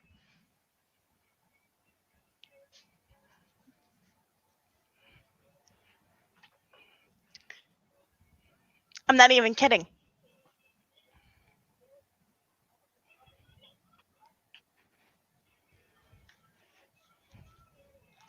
I believe you. With many details you just told to me about the cat and the dog. I feel like only you would find this book series. Like just the glance over, like what even? I mean, I just picked it up at a used bookstore. I'll admit, some of the things I read are just straight up cringe-inducing. Well, I mean, you're talking about supermarket romance novels, Sean. They're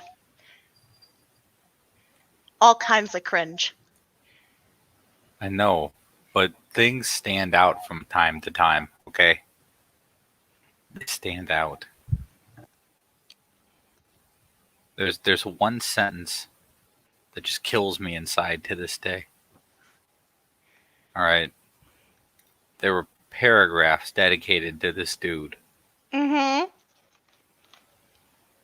who had the most, like, I don't even know, just the most out there small town American name. Right. And then the sentence was dropped upon me. Checky Turner could really turn a phrase.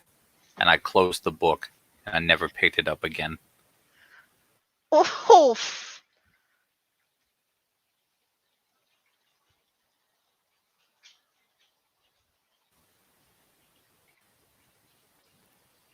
Meanwhile, my quest to one day run this computer game continues. I mean, what do you actually know about it, Sean? Nothing. I know nothing. Actually, that's not true. It came with that booklet. It apparently was like Something from Japan. I just kind of want to see what it's about because I spent $60 on it.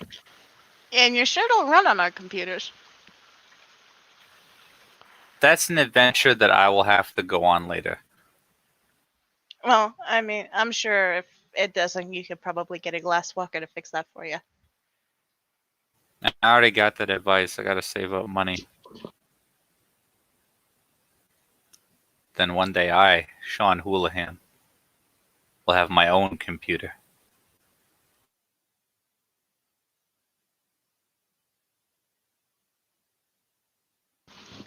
On which to play your video games. Well, at least it's like one video game.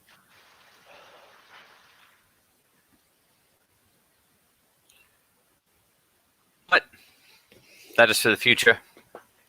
For now, it is me. My $5 special. I actually got 2 for $5, like last week. 2 for $5. Nice. Yes.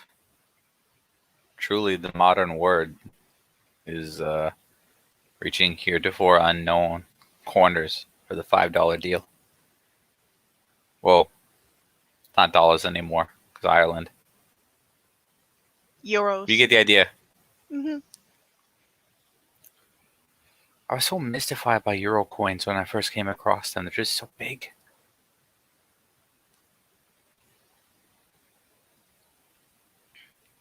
There's like no ridges. Just there. Like, hello, I'm a Euro.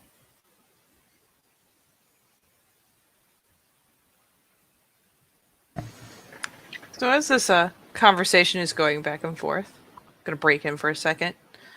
Maeve does like do the little bit of lean with the lowered voice, so she doesn't interrupt the back and forth about really cheap romance novels. And just because Carol does seem to be, she's perched, she's looking around, she's doing her thing, and Maeve's studying like, where is she looking, who is she eyeballing, like who does she seem to recognize? She'd do a little lean over, be like, if you want to come go hang out with some of the others, I'm sure they'd be happy to see you. You won't mind. No, I'm good here.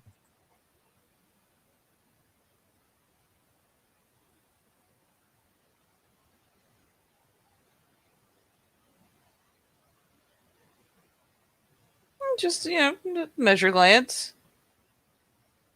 I am at this spot, and I am staying at this spot. This spot is nice. I am rooted here. Okay.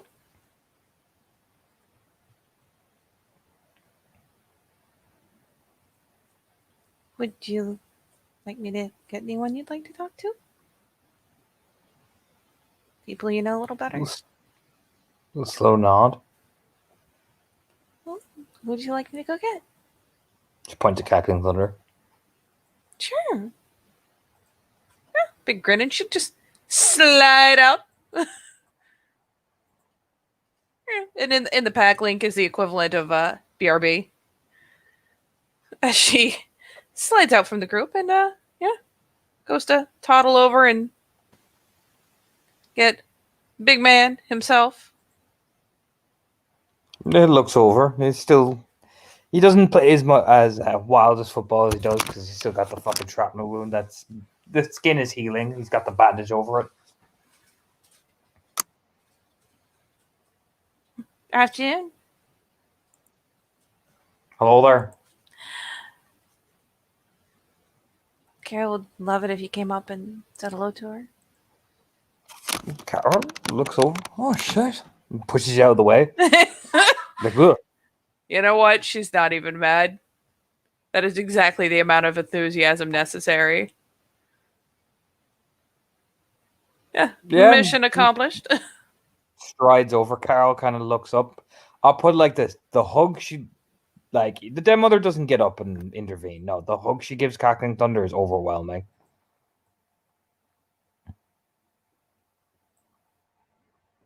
It's like the Jon Snow, Sansa Stark type hug, essentially, when they first see each other again. Oh, there's no interrupting that.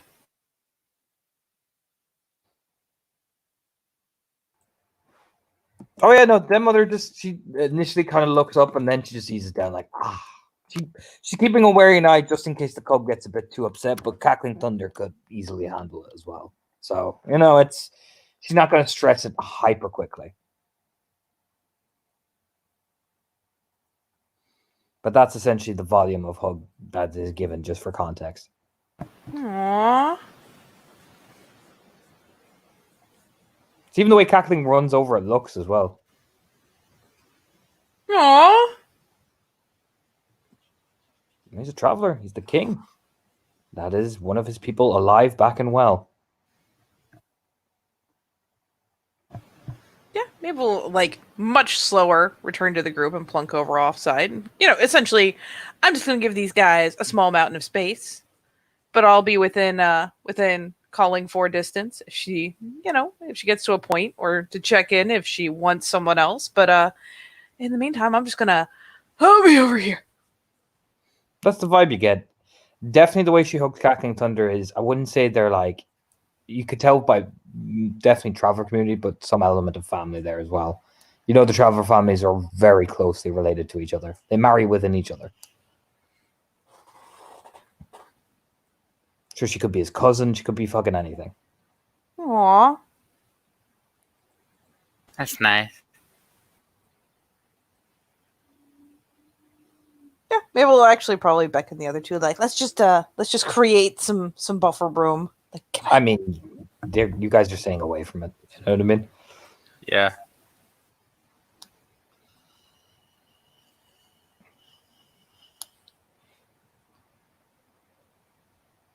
Yeah. It looks really pleased. I'm hoping that after the hug, the two of them start chatting a bit, and she... In their language, the travelers have actually a distinctive form of Gaelic. I believe you entirely, but that's okay. She's chatting. This is good. Here's the question, Katie. Look at her name, Navin. Look at behind enemy lines. I'll give you a context to whose family she might actually be related to as well. Ooh.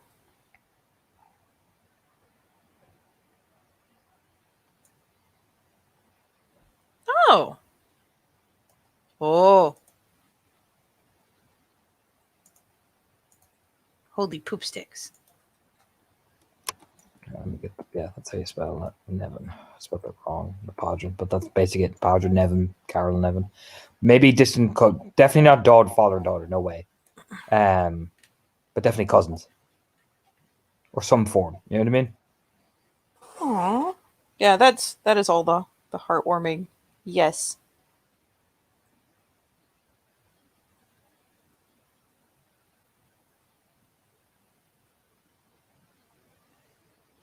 Yeah, but they're chatting away. You can tell Cackling Thunder holds a lot of respect in this community. A lot of respect. They have been calling him king, so yeah. He is. He's the king of the travelers. You do catch it though, as you're chatting for a bit, about 20 minutes. Oh yeah. By the way she clings into him, she found out about Martag. Aww. So their mother kind of she won't take him out. She won't take her off Cackling Thunder. She just comes up and plops beside and gives the little cub a lick. You know what I mean? And essentially, Cackling, holds on to her, but she puts her hand on the dead mother's fur and clings onto it as well. Which is, to be fair, a very good sign, but aw. Yeah, this does not need her direct intervention anymore. Maybe we'll yeah, seeing that, maybe we'll go to fritter in with some of the other people. Go fraternizing. Oh yeah, you can.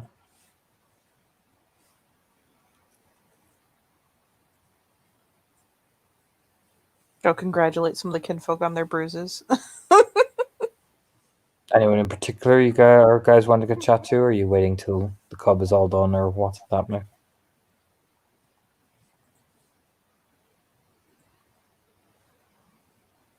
I'm good. At this point, I'm just riding the wave, man. I mean, maybe we'll just putter around, Again, compliment some of the kinfolk like, nice Bruce, you did good. Good job. She'll make sure she takes a moment to say hi to Oshin, but all in all is just puttering around and being sociable. Oh yeah, no, it's pretty much that can be done easily enough. Does anyone else want to do anything?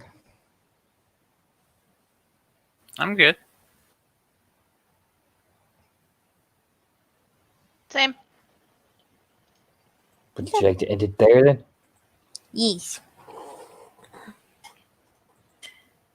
In that case, thank you, players, for playing, and watchers for watching. And we'll see you next time in Scepter the Red Branch. Da-da-da.